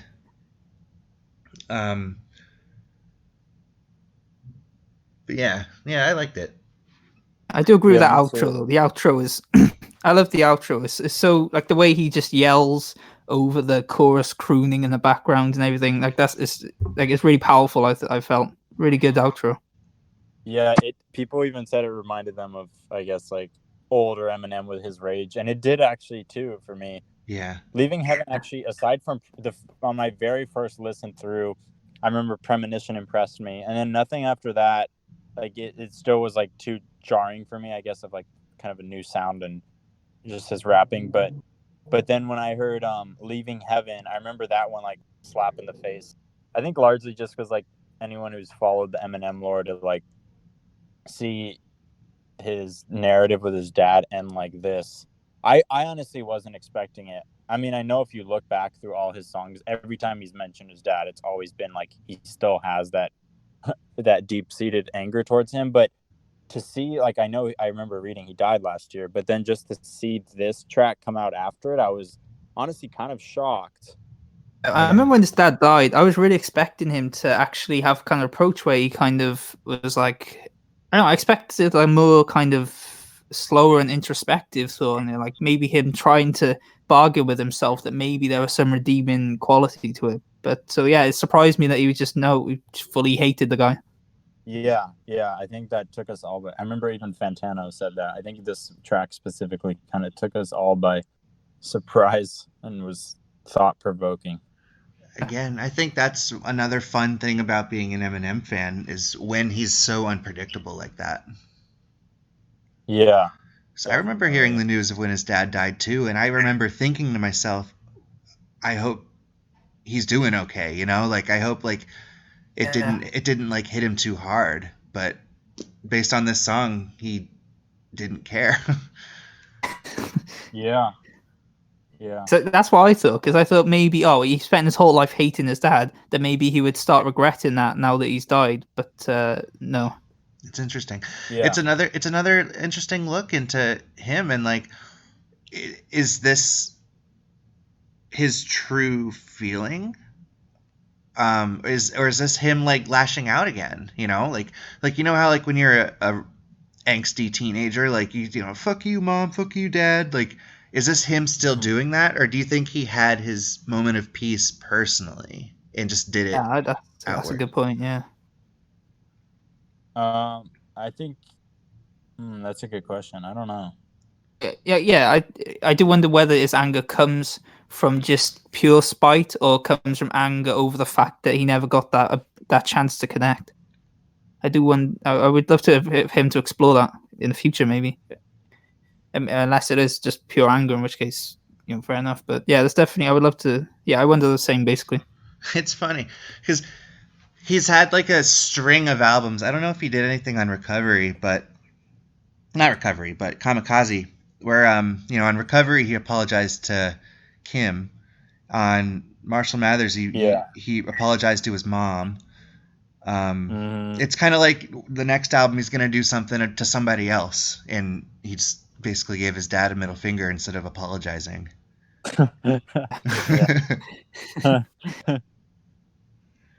Well, that's interesting you say that. Yeah, because I mean I know we're gonna talk about this if we ever get to it, but No Regrets, he does sort of apologize to Tyler the Creator and Earl's sweatshirt. Yeah, Earl the hooded sweater. Yeah. Yeah, I guess that's all I got for that song. That's a new record. Move to Ya. Oh boy, Yeah. my mum's favorite. Is that really her favorite? Oh, I don't know if I don't know if you that might have been part of the infamous 102 message block, but my mum finds it corny. What does she find corny? She finds the ya corny, right? The ya. She to use specifically, she said it cracks her up. I don't know if you have that phrase in America, but that's British for corny, basically. We have cracks someone up, but that refers to like you thought it was really funny. Yeah. Oh yeah, there's that too. Yeah, but here in the UK, it can mean that, or it can mean like she was using it in the sense that if she found it corny. Yeah, corny. It's either corny means either whack or if some food has a lot of corn in it. That's true. A lot of our food is corny now. That's for another podcast episode. Yes. Talking about food. Kind of deep revelations you can find on the Dark Alley. Yeah. What do you guys think of I guess, the song or this conglomeration of rappers specifically? When I saw the track list, I was really excited to hear a Q-Tip verse with Eminem. I'm really, I liked what he contributed to the hook, but I really do wish we got a Q-Tip verse, as he's one of my favorite rappers. I think the way Royce came into the song is, I haven't heard him do anything like that ever, and I thought it was really interesting, like how high pitched he was and how energetic he sounded. So I didn't recognize it was Royce at first. So yeah, Me that either. explains it. Me Yeah. neither. And commenting on the ya, like that's obviously just like a nod to like old school hip hop and like Tribe Called Quest when Busta Rhymes was doing all that crazy rhyming. And if you played your mom some old Tribe Called Quest, you'd hear more stuff like that, and I'm sure she'd be like, wow, that's so corny. Yeah. I think this track is probably like the best set of rappers together on one track on this entire album. I mean, I guess probably I Will is begging to I be Will was dismissed better too. rapping actually, but in terms of No. I agree with you. I just mean like as for Yeah. overall in hip terms hop of like legends, Yeah. hip hop just legends, four this legends together, track. and Mr. Porter. And Exactly. Mr. Yeah. Porter. I think this is yet another example. It's like it fails to not be true. The fact that when Royce and Eminem are on a track together, even when they're with other people, like Eminem, I really like his verse here. I think his flow and his creativity are quite unique. I freaking love that rhyme scheme where he does it towards the beginning when he's like, "Now come on, Danan," and he says, "Here come Yeah. 5 Danan," and then dot dun Danan. And I was like, yeah, I thought that was so fucking clever, and it reminded me of. I guess it just reminded me of like how much, I guess, back in the day, like Eminem used to really have fun with stuff, and he didn't feel stifled here. He just felt like he was letting loose. So yeah, there's certainly plenty of fast rapping here, but I think it feels really natural and good with the rest of the song. It definitely is super strong song, and I don't know how much discussion it's getting online, but I really like it. Yeah, I've heard Great. criticism about the beat being too loud, but I don't think it is. I did notice that. I was listening to it today actually in the car, and I did notice it was very loud. It didn't bother me, but I do think it is loud. I think there's another explosion sound effect in this song. Is there? Where? I think there is, but where? I think it's after the da-da. Yeah. And da So come on, da. Dude, if you fucking look at the genius for it, look at the end of Eminem's verse. Like, I know he was spitting a lot of letters there, but look like those last like 8 bars or whatever, which ends up being like a lot of words because he's rapping fast. But literally, it's like all fucking letters, like acronyms. Like he's saying DOC and G rap and EDOG, Yeah, UTFO. Theory was my GPS. Yeah, He like That's went cool. crazy with it, but I actually really like it. I think it works. NWA and Easy E and DRE was like my GPS. Without him, I don't know where I'd be. That whole part, like, I really love this song. I love this verse. I really like this. it's just a fun track just to it's one of those fun to listen to tracks. Fun to rap to, fun to listen to. It's just a fun posse cut. Yeah, and great, like we said, great rappers on here, hip hop OGs, Mr. Porter. and Mr. Porter. Hey, well, Eminem obviously feels highly of Mr. Porter. I mean, he's his hype man, right? This corner fucking slapped. I don't care what anyone says. On Southpaw. Who? Oh, Mr. yeah. Porter slaps on Southpaw? Oh, this This corner. Oh, I that agree. song. Yeah. Yeah. That was baller. So yeah. Yeah, well, obviously, Mr. Porter he produces a lot. Like, not like a producer, like a hip hop producer, but his production, his output is high, and Eminem obviously respects that. Yeah. He's probably he's been the most successful member of D12 after D12 ended, probably, right? I mean, obviously aside from him, but probably because of Eminem. Like, if Eminem picked Conniva, I'm sure it would be him, right? yeah. Definitely helped. Yeah. I think like I'm most impressed by Bizarre, really, and that's the first time that sentence has ever been said by anyone. But Bill Cosby. because he Did you hear Bill Cosby? song, yeah, I think it rings a bell. I haven't listened to that in years, but It's about Bill my Cosby. point is, I'm not impressed by Bizarre in general, but like the fact that he was still managed to be pretty successful despite not having help from Eminem, whereas Swifty and Conniver just kind of, went back to, like I don't want to say obscurity, but They're just basically Yeah. dads that put out music every now and then. Yeah. And Proof Yeah. got shot. Yeah, that hurt his recording sessions a lot. Yeah, you think? Yeah. I mean, Is there more to say on this? Or are it's we been about moving 16 years since Proof's been in the recording studio, right? Has it been 16? I feel like it's been less. Less, Maybe you're 15, right. 14? No. It's got to be. I think it was 14. like 2006. Definitely 2006. Okay. That's crazy. Yeah, that is insane. All right. Rest in That's peace to sick, him. though. Stepdad, the intro. Yeah, the intro specifically, best song on the album. Yeah.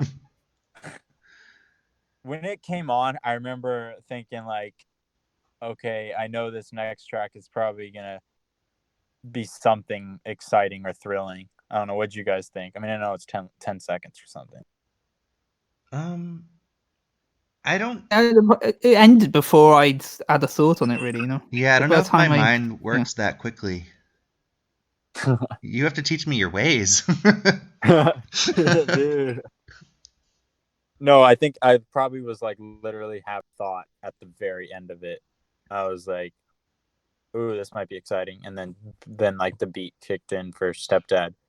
Which speaking of that, what do you guys think of Stepdad?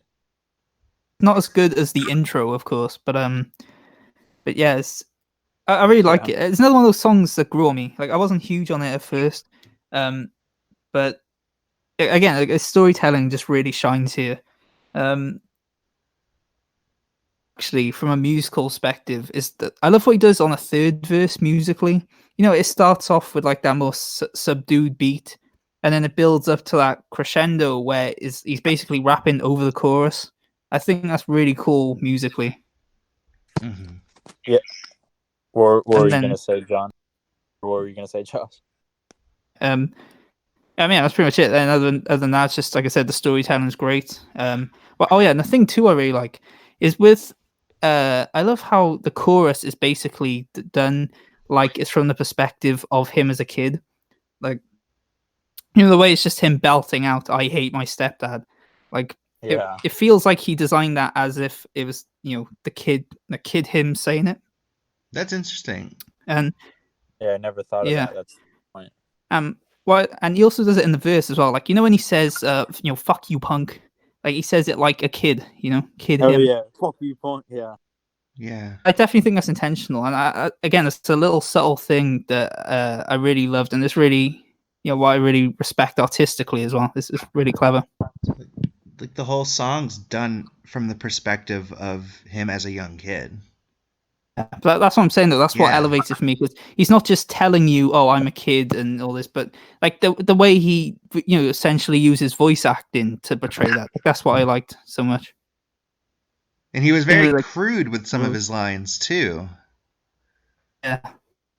Which is what a kid would do. So that's what I mean about him always excelling conceptually. Yeah. He always nails things like that. I agree. This was actually after Leaving Heaven, my first listen through, this was like the third song that really captured my attention. I think part of it because not only conceptually is this song really creative and cool, unique for him, but also him tackling the subject matter, I think, is also unique. I mean, he's mentioned his stepdad before in like offhand lines or whatever, but he's never made an entire song about it, and it's like another glimpse into his life that we didn't know, but he just is opening up here, and I think it's really cool. I mean, obviously some of it might be hyperbole, but I mean I'm not saying his stepdad didn't abuse him, but I think probably some of it he changed certain details to fit the song, but I think it really works. And yeah, that third verse I think is amazing storytelling, super cinematic, and Yeah. just I think some of his best storytelling. And I don't think this song overall is getting as much appreciation as it ought to, probably largely due to the beat and the hook, which people find very grating. Yeah, that's definitely what I was going to say about why people don't like it as much. Because the hook, I appreciate it from that artistic perspective because it's like it's like Kid Him just belting it out, but it definitely is not the best musically, like not the best hook on the album or anything. But Yeah, I respect the hook. musically. Yeah, it makes me like I wonder because he didn't really talk about his stepdad in his earlier years. Yeah, Like that really Caden said, he would always do passing references, but it really started on Insane on Relapse. yeah, I was thinking of that. the very extreme, from 0 to 100. That's the epitome. Oh yeah, I have a stepdad, and this is what happened. Yeah, yeah. Yeah, it's funny. Yeah, it really. He did mention him because I just went through his prime album, his old albums, but he does mention him, I think, once or twice, if I'm not mistaken. It But was it's so references in awful. passing, but Yeah, it's just like totally in passing, nothing like, here's my stepdad who does this to me. It wasn't until Insane. Yeah. What old songs did he mention him in? That dude, honestly, like I feel like I'll be hard pressed to find it now, but I think I remember mentioning it once. Like I can imagine. I think I remember. Go Oh, ahead. I think he mentioned it on 97 Bonnie and Clyde. I think. What I'm remembering is just like him mentioning like always moving different places. And I remember like just always having to deal with a new man being there. I remember him saying something about that. Yeah, dude, I can't remember. It's not 97 Bonnie and Clyde. Scratch that. It was something else. He does mention it very offhand, though. Yeah, like Josh said about like his mom finding a new man. I could imagine it'd be on one of those songs like Bad Influence, like one of those songs that isn't on an album. Yeah. Yeah, I just remember a line about him like always having to deal with like mom having a new guy every week, like something like that. Which makes me wonder like how long he actually had his stepdad, like the one he obviously hated so bad to reference in all these songs. Like I wonder how long he was around for. Or if it was like a collection of quote unquote role models in his life. I think that's pretty much everything for the stepdad, though, right? Should we move on Yeah, to I think so. Yeah, everyone's favorite Marsh? Yeah. Marsh. Yeah, what do we think of Marsh? It's probably the Album. most fun song on the album to me. Like, even the beat reminds me of like classic Slim Shady. Yeah. Like the tone of it.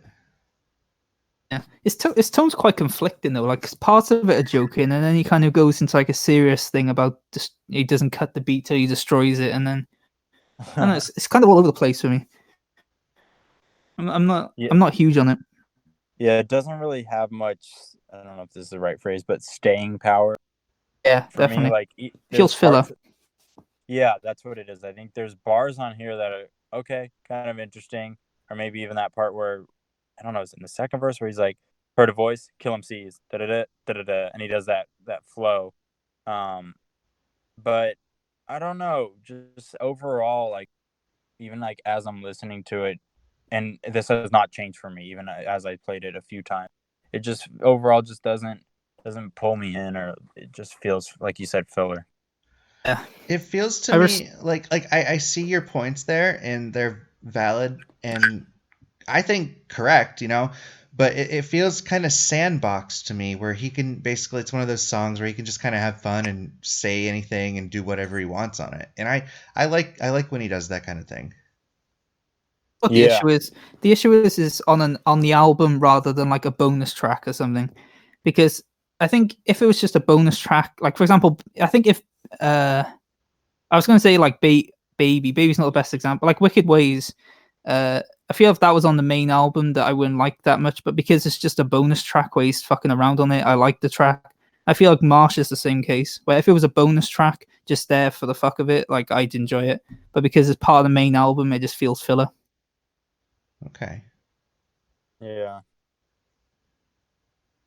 I do agree. It probably would work better as a bonus track. But I do like the song though.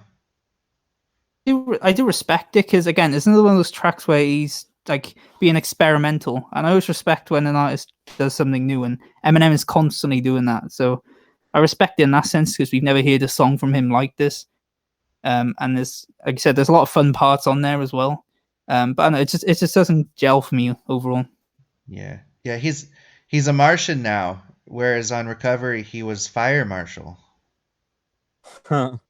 Yeah. So it could have been a song all about him being a firefighter. You cut up there. It could be a song all about him being a firefighter, but we got extraterrestrial instead. Yeah. Pointing. Now that you say that, I would not want him to make a song about him being a firefighter. I just feel like there's so many bars that he spit, and now just like this song among others, where it's like I don't think this is territory he needs to explore. He's already said enough. He'll dedicate an entire verse to a metaphor about a hose being his dick. Yeah. He's probably done it, just hasn't released it. Yeah. Like showed it to Bazaar, and Bazaar's there like, oh yeah, man, it's dope. It's the best thing I've ever heard. So we all kind of feel similar about it, I guess. I think Yeah. John, you like overall, don't you? I think I like it most, but I think we can all agree it's just one of those fuck around songs. Yeah, but you like it the most out of us. Yeah, it's objectively amazing. So It's kind of like Nut Up as well. I think, like Nut Up is a fun track because it leaked, but I think if it was actually on Relapse, it'd be like the notable weak link. was Nut Up that song that everyone wanted for years, and then it came out and no one cared? Yeah, basically, yeah. That's what I'm on about. Yeah. All right. Speaking of objectively good, what about Never Love Again? That's about his pills, right? It's about hip hop, bro. Is it? No. No. Pill one. I say it's just it's about his pills. Oh, yeah. Okay, I see what you did there. Well, Yeah. When I was listening to it, like for some reason my mind wasn't connecting the fact that he poured his pills in the toilet at the end. My mind didn't connect that at all. So I was like, oh, I wonder if it's one of those metaphor songs again. It's funny. I actually thought the same thing. I wasn't thinking like, wasn't exactly looking for a deeper metaphor, but the first time I heard it, like when it got to the end and he poured the pills out, I didn't exactly connect. I still thought it was probably about some woman. I almost actually thought it was about Kim at first, but because it seemed like it was like reminiscing on an old love, which ultimately is what the song is. But it's clear once you realize that it's pills. But it reminded me also that end when he's flushing it reminds me of Honor a bit. I think also just because I had Kim in mind when he's doing that, so it made me think of Puke a little bit. Yeah, he references toilets a lot. Yeah, good point. Got Marsh. He referenced. He thinks his toilet is talking. Yeah, that's weird. Yeah, I think there was an explosion. Godzilla. Sound. He says it's toilet bowl. Yeah, we're onto something here. Dude, yeah. I really liked his sing-songy hook. Yeah. I mean, Never Love Again is one of my favorites on the album. I'm just gonna put that out there. I think it's great. I love the chorus. Cause that's one thing about this album as well, which I feel doesn't get enough credit. Is he's finally doing all his own hooks again. I mean, I guess we saw that on Kamikaze, but he's really took in that advice of do your own choruses, and it really pays off because the chorus is so good here. Yeah, that's definitely an understated achievement of this album. A lot of the hooks are really good in it. I think a lot of it is because he's doing it himself and he's having fun with it again. Yeah. Just being himself. Yeah. I like this song too. It grew on me. First time I heard it, it was just like another relationship track. but this was one of the few. Actually, I'd say only this and In Too Deep have grown on me. And now if I listen to them or they come, I appreciate them, and I've gone out of my way to actually listen to this song and In Too Deep. So I do like them. I think I also love the beat as well. Yeah, the beat's cool too. I think of all the songs, this is probably the one, and Farewell, that we'll get to soon.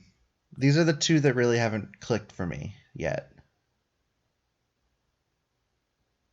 Like I could do without him. I mean, we've heard about his pills for so long now. And we've heard him compare things to relationships and love and women for so long now. He does that with everything, it seems.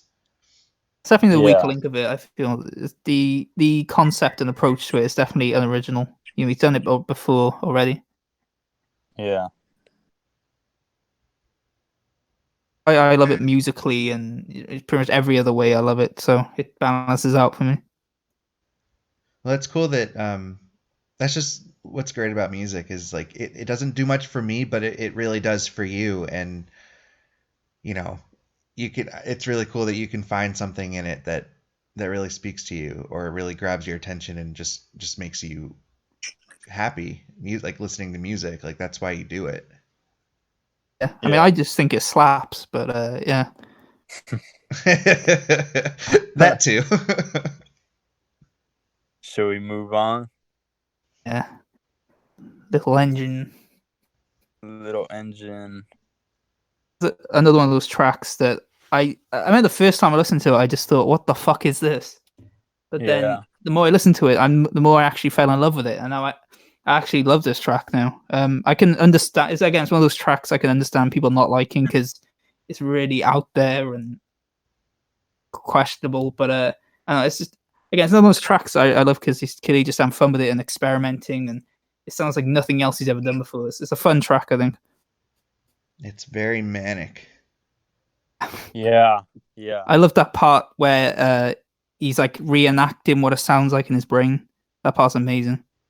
Oh, yeah. He's shouting random words. Stop throwing. Stop yelling. Yeah. I'm not yelling. You're yelling. Yeah.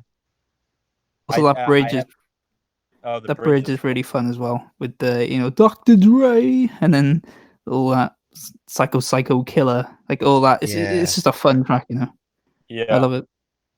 That's yeah. Well, I think that's verse 3 technically, but yeah, that's dude, I have mainly positive things to say about this song. It's such a crazy track, but it's what should I say? It's crazy and hilarious, but obviously super dark.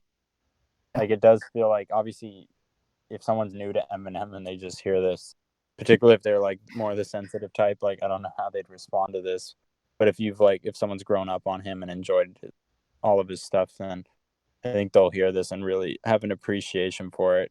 It's really cool. He's just having fun and it's wild. Like John said, it's manic, but I think it works here. Oh, it definitely works. I mean, I bet you he got the beat in whatever form he got it, and he was like, "Wow, this is great." It's produced by Dre, right? I think that's what it says. Yeah, he even did that Dre ad-lib, didn't he? Yeah. Great. And just the beat just allowed him to do whatever, like be as manic as he was on it, and I don't know. I like the song too. It's a good lead in to my favorite song on the album, which is next. Say one more thing actually about Little Engine before. I hate to break your perfect transition, but that was pretty perfect. Yeah. But what I like about Little Engine too is it really plays so that one of Eminem's strengths, like the strengths of his music, is that embodies that idea of show don't tell in creative products. Because he doesn't just tell you, like a lot of these rappers, they'll tell you they'll tell you they're crazy, but then they'll just be over some generic beat and drums. But with all of his songs always reflect the craziness as well. So it's not, so like he always has these sound effects going off and with his, making sound effects with his voice and everything. And in this case, the beat is just crazy, so it really reflects it rather than just telling you that it's that, which a lot of rappers do. That's a great point. Yeah. Yeah, that is a good point.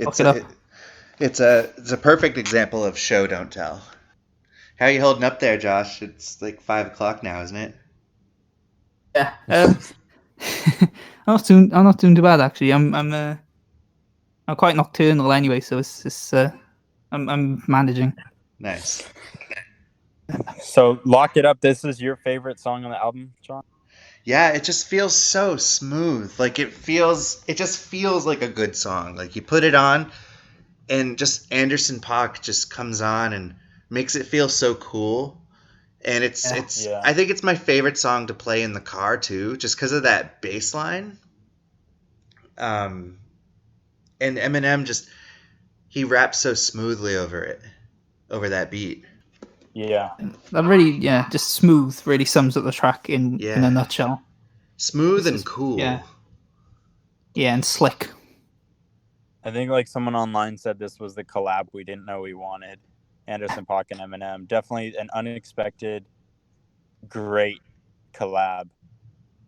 Yeah. I remember they had that collab actually. Remember they did a song together for that film, Bodied, but it never came out.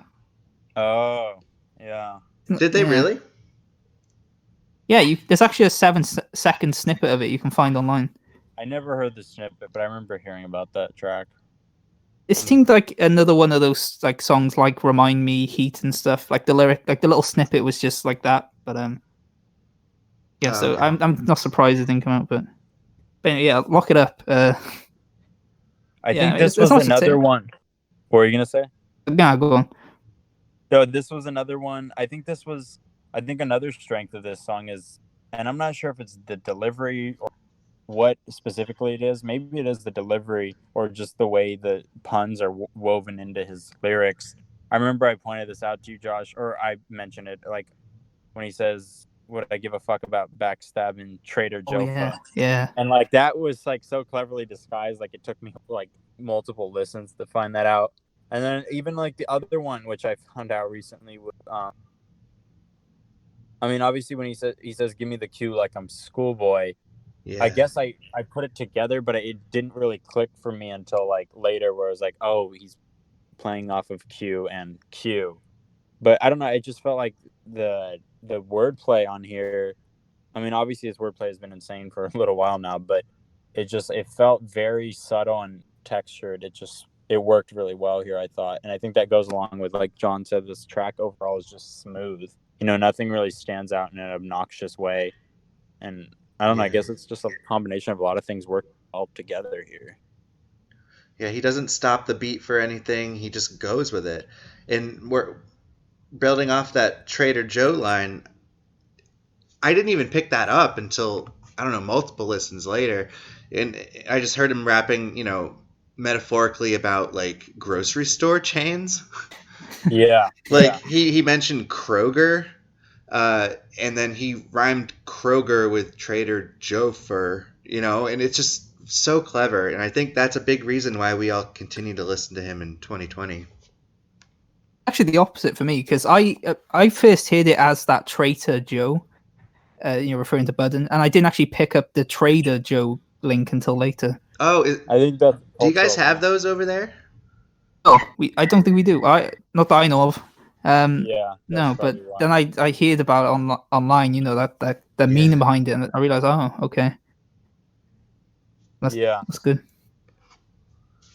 Yeah, I mean the grocery thing was in the context of he's talking about how he's not broke anymore, so he doesn't have to try and scrape up change and save every penny.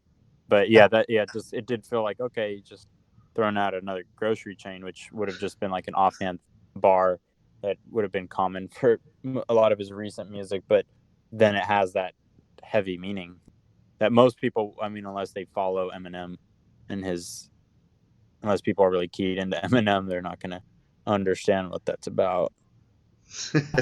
Like followed along with the whole like Joe Budden thing. Yeah, exactly. Yeah. We're speaking to our audience, and as if they know everything we know. Which, if you don't know, they need to catch up. Yeah, they need to, but not mustard. Which you can also find in Kroger's and Trader Joe's. Hey, tie it up. That's our sponsor for the podcast.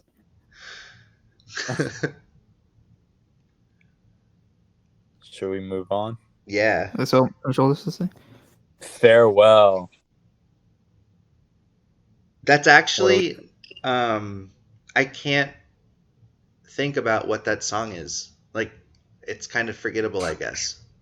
I would have lost myself. Or what did he say? I got to Brings tell a tear to myself my eye, man. Gonna lie, Is 'cause I Farewell feel one of your hurt. favorites? Who? Josh. Josh, maybe. Yeah.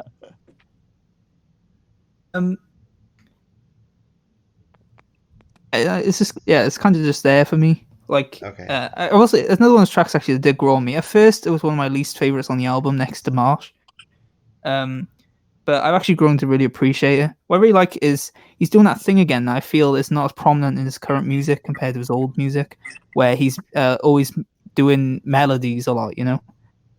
Like he'll keep he won't just rap the line; he'll have like a melodic slant to it. That's what really stands out to me most about this track. And also his flow as well. His flow in the second verse is crazy. Oh, wait, are you copying Box now?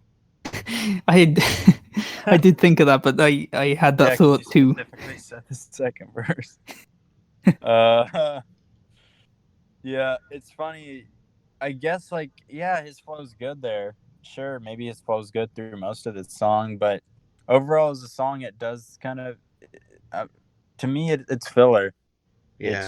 It is another relationship track. It's not anything creative. Like if you want to talk about Never Love Again, like he's talking about The Pills, or even In Too Deep is kind of a unique approach to relationships for him, especially talking about the whole idea of like when you're both cheating on someone and then that special someone that you have that connection with. So I think In Too Deep is unique. Even Those Kind of Nights has some sort of clever things going on there. So I would say actually out of the 4 relationship themed tracks, this is definitely the weakest in my opinion from a conceptual lyrical standpoint, and that brings it down for me quite a bit. Probably my least favorite song on the album.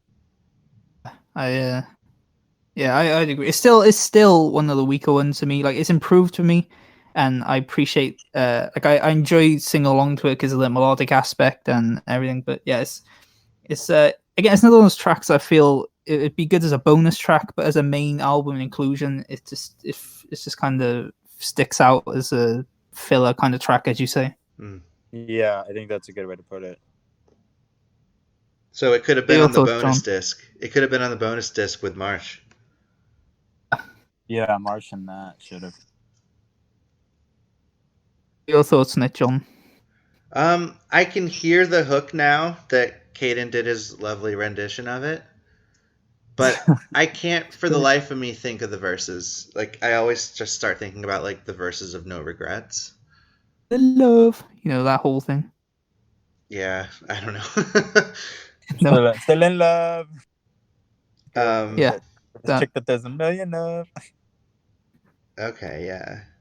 Yeah, it's relationship is all that it's cracked up to be, never lackluster, and that because we act nuts, because that's what attracts us. Jeez, you're looking through Genius, aren't you? Yeah, I've had Genius as a side tab. Yeah, no way in hell I remember the song. Yeah, I mean, I guess it's a good song to vibe to, but not like really pay attention to, which is exactly what I've done with it since it's came out.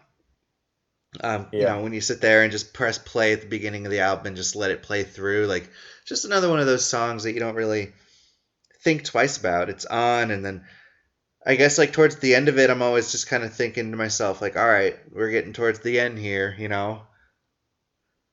Yeah, I think also. What were you gonna say? Sorry, go on. Oh, I think also, and this kind of weird connection, but in Kamikaze, when he has towards the end of the album, funnily enough, he has that annoying track Fire What was track, it? When actually. suck my dick. Yeah. I mean, maybe his rapping is good on it, but that hook just stands out in a very grating, harsh way. Honestly, Jarring, yeah. yeah, it's very jarring. And farewell literally starts out. I mean, he starts out with, "For what it's worth, you were a slut at birth." Like it's just like another example of like, okay, a song starting off very harsh and annoying, and it kind of puts, I don't want to say it puts me off on the rest of it, but it already sets a tone for like a track that's going to be kind of obnoxious and annoying. Yes, exactly. Like when that intro comes on, exactly what you just said, like I almost want to skip the song before he could say that. Yeah, yeah, And I find yeah. myself Yeah. thinking like, Yeah. ugh.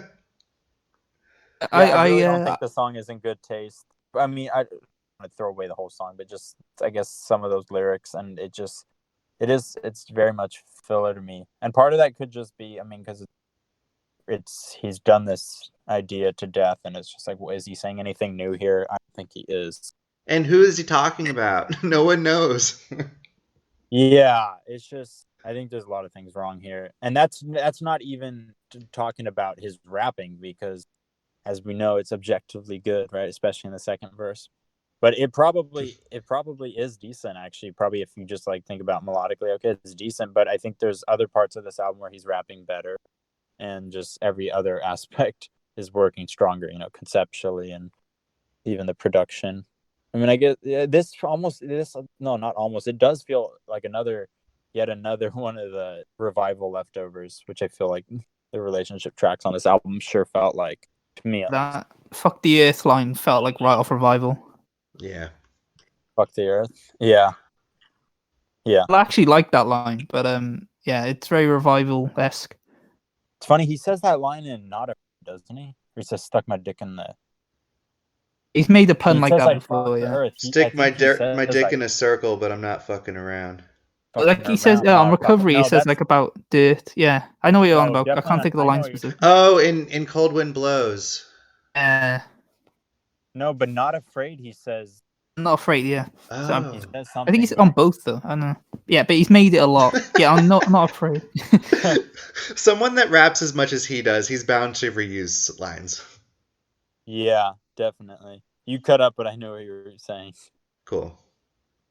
Um All right. oh no, that's what sorry, I just looked up Not Afraid. Forget the earth, he's got the urge to pull his dick from the dirt and fuck the whole universe. Yeah, Okay, that's so what I was thinking of. he's downgraded from fucking the whole universe to just fucking Like or a whole. telling a girl to she'd fuck the Actually, the girl fucks the earth if it had a dick, so exactly. he's still fucking the universe, but the girl is just fucking her. If anyone ever asks what is Eminem about, just tell them that it's about him fucking the universe and the girls. He's just such a classy guy. Yeah. There's a So theme. we're gonna move on, or Yeah. no regrets. Featuring Don Tolliver. DA got that dope. Goat, yeah. I love this track. You What do gone you learn love in that. about it? It's just I love hearing Eminem with soul infused beats. Like I said, I hope he continues this sound moving forward, because this yeah, I like it. Really. I also love the introspective lyrics as well. That Yeah. sums up like his whole career. But yeah, I thought that those were. Sorry, what were No, you saying? you're good. You go first. Oh, thanks. No, I was gonna say that I think, yeah, you make a good point. I think about the soul thing. It was refreshing to see Eminem be calmer here. I remember Fantano thought yeah, this was that's a like a good point. snooze fest, but I actually disagree. I thought actually him being calm and very mellow, actually, like mellower than most of the album or even a lot of his career, was actually refreshing to see. I enjoyed that combined with the introspective lyrics. I Good mean, they're point. kind of, Yeah, I guess, more subtle. Even the way he's wording it, I think he's talking in metaphors, especially that part where he's talking about like not responding to people. It wouldn't be worth it. It's like Yeah. stomping on cars, all that stuff. I good actually point. Yeah, really liked that. I thought it was cool. It felt different for him, not just musically this song, but also just his approach to it from a conceptual level. I feel like it's a more interesting version, more interesting, but like a more novel approach to the topic he covered on Premonition. Because Premonition was essentially again just just lashing out, but then with this he approaches that same exact thing, but from a more thought out way, dare I say? Yeah. Yeah. Like introspective, like private thoughts. Yeah. And You know, like before him someone having. thinks that what? I was just gonna say, like, that line about him taking back the Tyler, the creator, this and everything, like, just that really kind of embodies the song. Really, just looking at things on a more nuanced level than just, oh, you don't like me, fuck you. Yeah. You know, I liked it. That's him growing up right there in front of our eyes. Yeah. That's what I was gonna say. Was in before someone views this album as like a concept of him growing up, just because like in the beginning he opens it with like this rash, volatile like spewing of emotion at people that don't like him, and then he's still he's talking about his stepdad, but by the end he's like grown up and matured. I don't know. I feel like someone could like get crazy with that conspiracy. That's really interesting. Yeah. Maybe we'll be the ones to do it, or I'll be the one.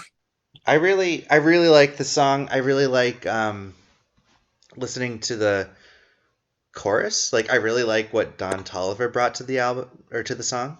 I see people criticize that chorus a lot, and I don't get it. I think it's great. Yeah, that doesn't make any sense. I think it's really great. One criticism I do have is if you really just listen to the verses, like instead of just being straight up introspective, like he does have that dumb wordplay thing still. Yeah. In the first and second verse, he mentions it in the second verse being dumb, but in the first verse he says something like, "I sit on the ledge to shit on your heads." Like he talks about doing that, and then like in the second verse he says like, "I might take a dump and then talk about doing dumb shit." like I wish he didn't include that. Yeah. I mean, That's yeah, funny because those parts don't like bother me that much as they bother you, I guess. Yeah. Yeah, I I guess think it's maybe. that lack of restraint. It's that lack of restraint. Yeah. He always wants to go in like multiple things. He never wants to just. Like, that's why I think That's why Darkness surprised me so much, because he actually stuck with that serious tone the whole way through. Yeah. Or even like off of, I guess, going off a little bit off of what John's saying. To me, I don't know why this popped in my head. Be one of the last times I listened to it, but definitely like towards the end of No Regrets, when he's that second verse when he's talking about like, or Godzilla squashing a crouton with combat boots on, like, Oh yeah, that was just a pure example to me, unfortunately, of him just having a rhyme scheme for the sake of it. Like instead of having the content fit the, what is it, like more back, I guess, like back in his older days, he used to have where his rhyme scheme would, it was like he was telling a story that just happened to rhyme. Whereas here, especially like in more modern Eminem, sometimes it feels like he's just saying something to have the words rhyme. And I feel like that line right there is kind of an egregious example. Although I do still like that verse. yeah. I remember he did that on Headlights as well. He kept trying to work in this clumsy metaphor about chemical warfare and everything. And I get it was a metaphor for his relationship with his mum, but it just, he kept trying to, like, that felt out of place to me. I'd rather he just tackle it head on in this instance. Yeah. Like imagine in Cleaning Out My Closet, instead of just going straight at what he's talking about, he takes a detour and talks about fast food chains. That's why I got that idea actually from someone on TR Shady had said that. I forget who it was, but they basically said that that's actually one of the distinguishing factors between like modern Eminem and old Eminem, although he has gotten better with it, I think, recently.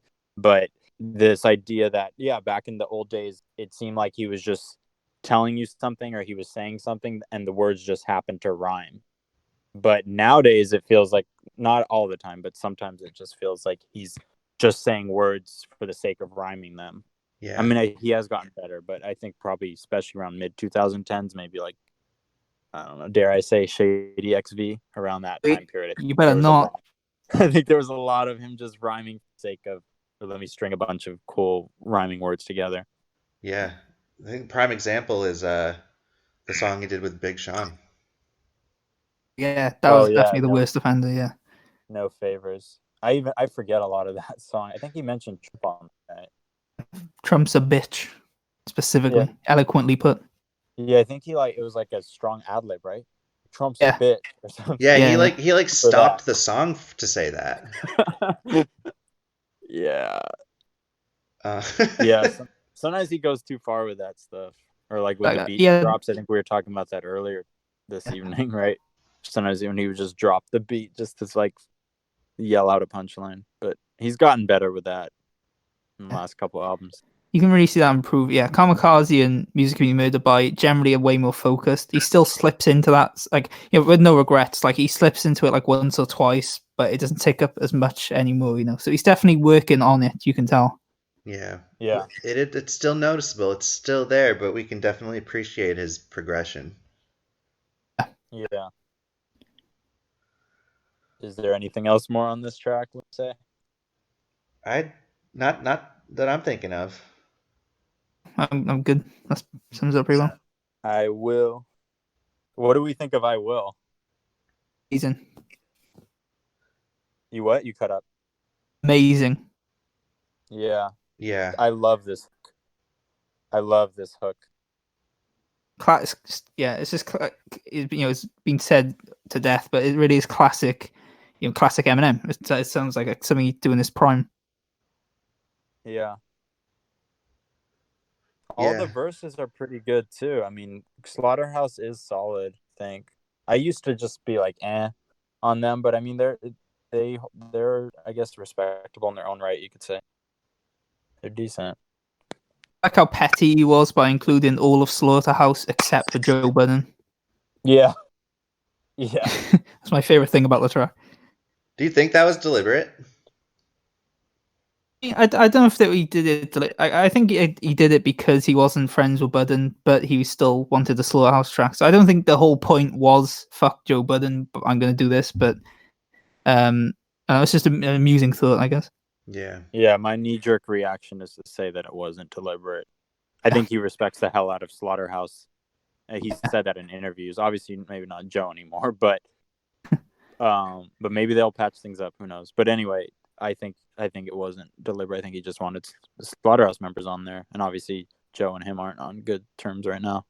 I was salty about was that he didn't have Yellow Wolf on there because it could have been like a shady 2.0 farewell thing. Yeah. But so yeah, that's what I'm salty about as a Yellow Wolf fan. Because he figured that inbred Hicks should stay home.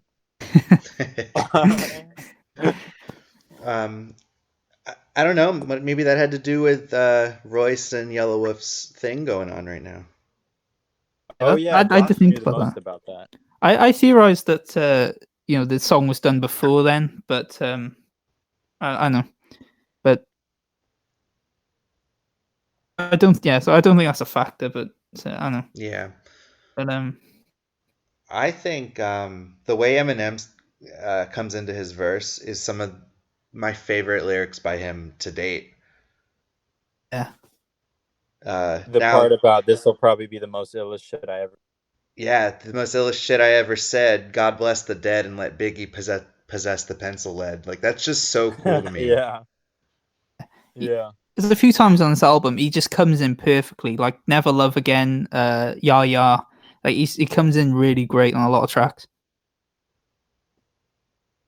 Yeah, Yeah. he's Honestly, I love the way he comes in, but that lyric actually, the first time I heard it, I kind of rolled my eyes because I was like, okay, obviously this probably won't be maybe the illest shit you've ever said, but it's like, why are Yeah, you saying that? But then some time passed and I realized, okay, that's kind of just like a general rap thing to say anyway, like yeah. just to be like, look at me, I'm the best. So it doesn't bother me I remember the anymore. first time I listened to that. He set up that like, oh, this is going to be the illest shit I've ever said. And I was like, Yeah, oh I was god, I like, can't okay, wait for this.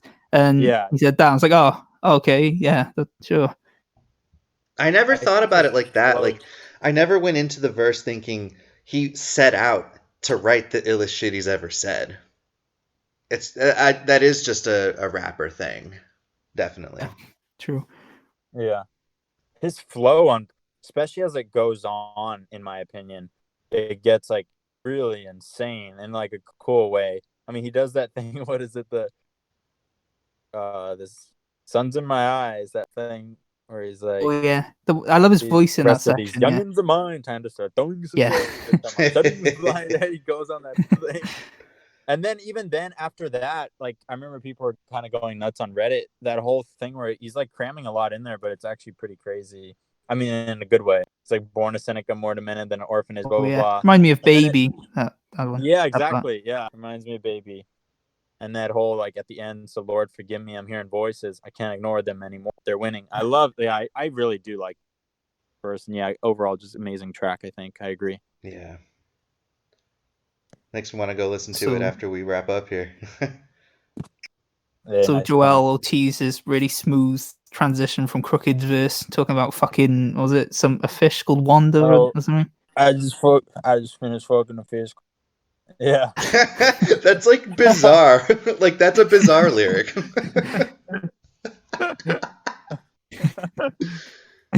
Like if Bizarre could rap, that's what a Bizarre verse would sound like. If he could rap. This man is Joel Ortiz the new Bizarre. God. Kind of. You the cross of a unicorn and a unicorn. Oh man. Like that just reminds me like I think Joel Ortiz is obviously the weakest, pun intended, the weakest link of the song. Like that whole cross between whatever and a Unabomber, that just, it reminds me of OBX when he says, I drop bombs like Hiroshima. Just the fact that it's been done so many times. Yeah. Yeah. I drop bombs like Hiroshima. Yeah, drop bombs. Like you get down like Syndrome. Winning.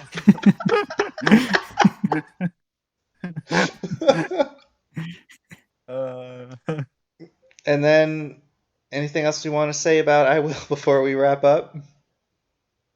I'm good with moving on. I think we all actually feel positive It's just about it. It's one of those songs that's just really good, so there's not much to pack other than that. It's good. Yeah, it just really works. Good. I wanted to say that it sounds like a better version of Our House. Yeah, I see. Yeah, I was actually at a similar thought. Yeah. Yeah, probably because I got Alex the Kid out of there. Yeah, and all that, Skylar belting and loudest chorus of all time. Yeah, I think they were just trying too hard. From it. Yeah, but what do we think of the outro, Alfred? Song on the album. It's funny. Again. Yeah, I love it. I think it's funny. Yeah, it's like sorry you haven't been murdered. Yeah.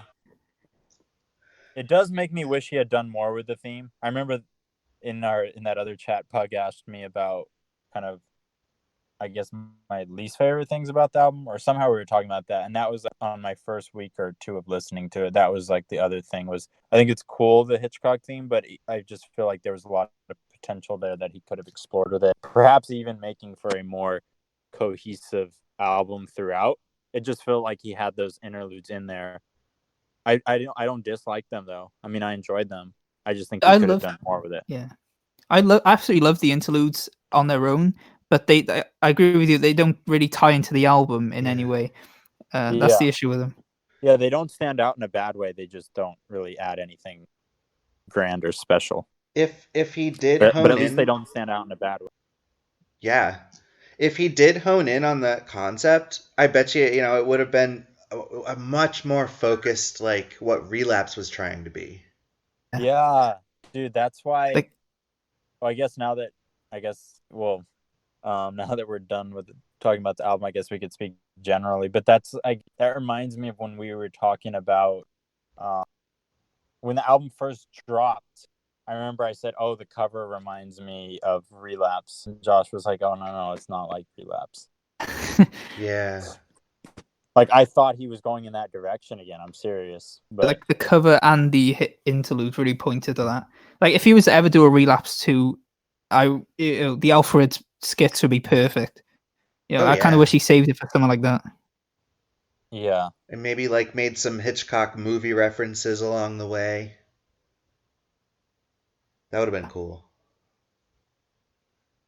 So what do we, now that we're done with the track list, somehow we made it, what do we think about, I guess we've kind of talked about it, but overall as an album, we like it, right? Yeah. Yeah, it's great. Yeah.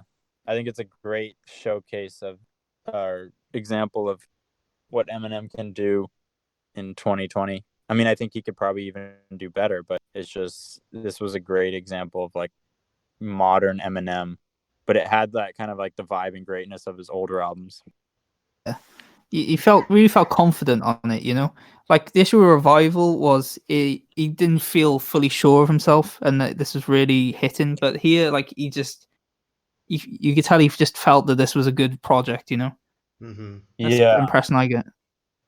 There's a lot of confidence in it. Yeah, and I wonder where that stemmed from. Like, I wonder how that is that just because like someone on Reddit even said he seems more in touch with the world in the past 2 years than like the decade before it. Like he, as far as like you said, even Josh, like he's on the pulse of modern hip hop, and it does Yeah. feel like he's doing all these collabs with people that are actually hot and trending right now, rightfully so. And it just feels like he's more in the now, more in the know, right? But and in the now, instead of like being, like I said, cloistered up in his mansion. Yeah. Yeah, I mean, I really like the album. I like it. It's obviously a better, I think, album than Kamikaze, as I think Yeah. Kamikami was more of a reaction. Mm-hmm. This is a more like, I don't know, like, do you think he added the Alfred Hitchcock stuff just to tie everything together? I never thought about that. Maybe, yeah. Because Because that without really, it, yeah, it just sounds like another collection. yeah. It, Maybe that's like a yeah, you might cheap be onto, shot, yeah. though. Actually, yeah, that's a great point.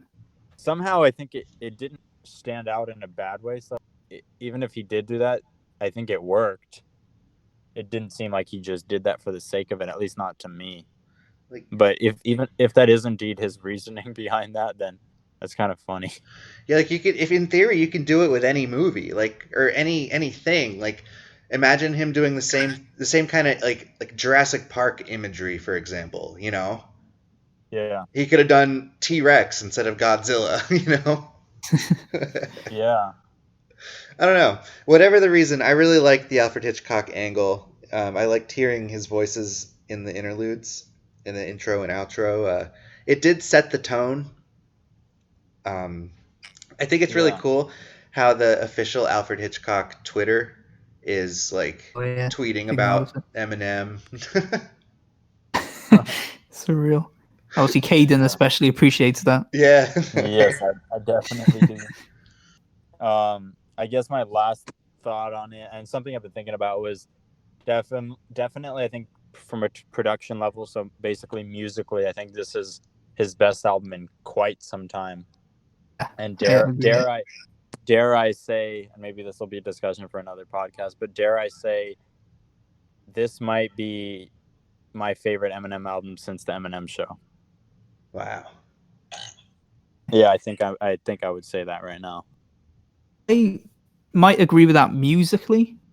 Relapse is really good though in that sense, but I might agree musically. But again, like the thing that stops it from fully reaching that higher level for me is that lack of, it doesn't feel important, because of that lack of a cohesive theme tying everything together, and the lack of tracks in here that fully have some sort of punch. I feel that thing just stops it fully reaching that level for me.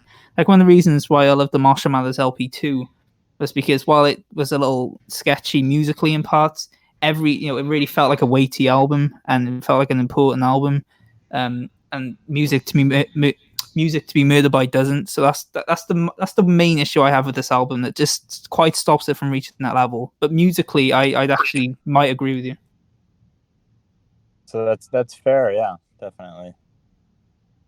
Definitely. Are Yeah. you, John? Yeah, I would agree with that. I mean, I think it's my favorite album since Relapse. I'd say that. And that's actually huge if you think about it, because that's literally over a decade ago. Yeah. It's crazy to think about. That's crazy to think about. Like the It's time also crazy. between MMLP and Recovery is the same as between Recovery and this album. That's surreal to me. Yeah, that is insane. That's so weird. Especially because Relapse, like I said when I listened, I think I said this in the chat.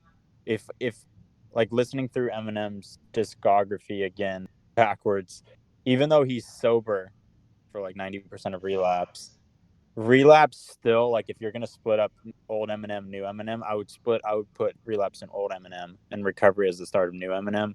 I just think stylistically there was so much of a change and departure with Recovery, and he's still kept a lot of that. And his sound is definitely different, but now that's evolving and growing and getting better. But even Thing is like that for Dre you, production, like yeah, Relapse felt like he got in the studio with Dre and he created Relapse under the same circumstances as the originals, whereas Recovery felt like him going off and actually no, that's actually what happened because Recovery, I remember him meeting up with all these new producers and everything. So I think Yeah. that's the change that caused it. So for John, even for you to say that this is your favorite Eminem album since Relapse, or anyone, because I have seen other people say that too. I think that's huge because it's like basically people saying they think this is the best new Eminem album, which I think is pretty crazy because I think a lot of people would admit he was kind of rocky musically for a while there. Oh, Starting no doubt Recovery. about it.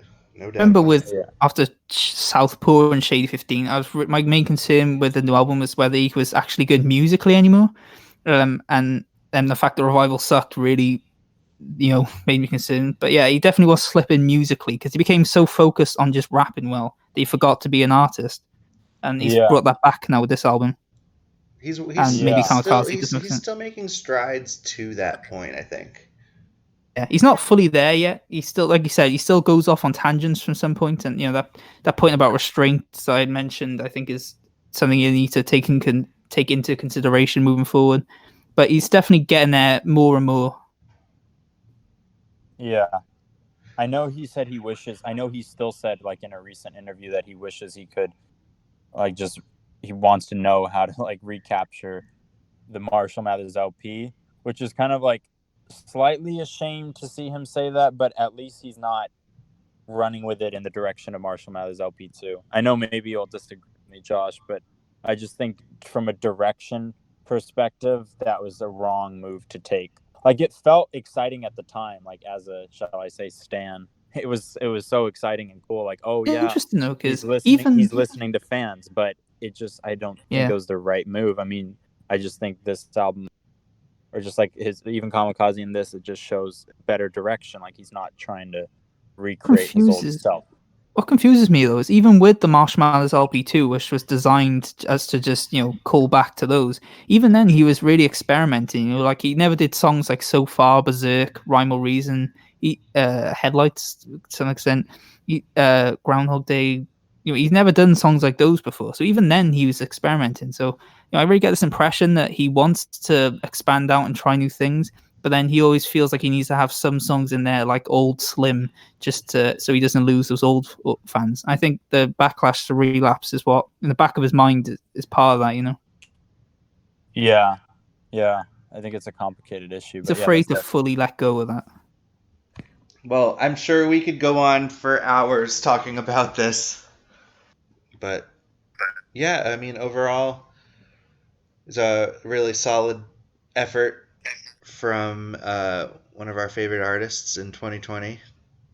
And definitely appreciate that he's still creating. Yeah, for sure. Anything else? I think that's it. Yeah.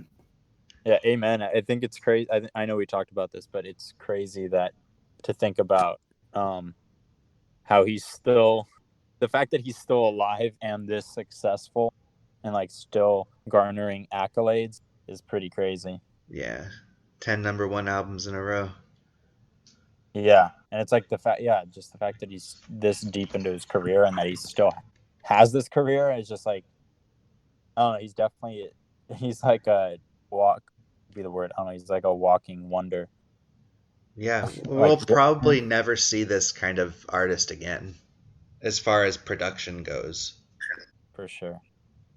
just love how he's still so passionate about it. Like if someone's doing the same thing for 20 plus years, they tend to get really burnt out and just lose passion for it. But he's still, even when it's not hitting the mark, he's still very clearly trying his hardest to put out a great product, and I really respect that. Which is really interesting because he was pretty burnt out around 2005. Yeah, that's a good point. And then he didn't die, and ever since he's been absolutely enthralled in music. Yeah, it's crazy to think about, like you were saying, you brought up the year 2005.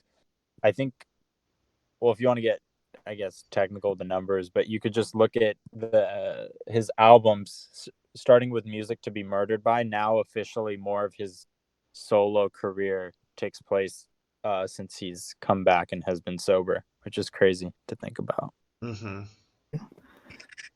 Yeah, he has 6 albums post hiatus, 5 pre. All right, John, you sound tired as fuck. Yeah, I got work in 3 hours and 25 minutes. Oh shit! All right, sorry, I'll let you go. No, it's good. That was fun. It's a great Really fun. podcast. Yeah. Thank you guys.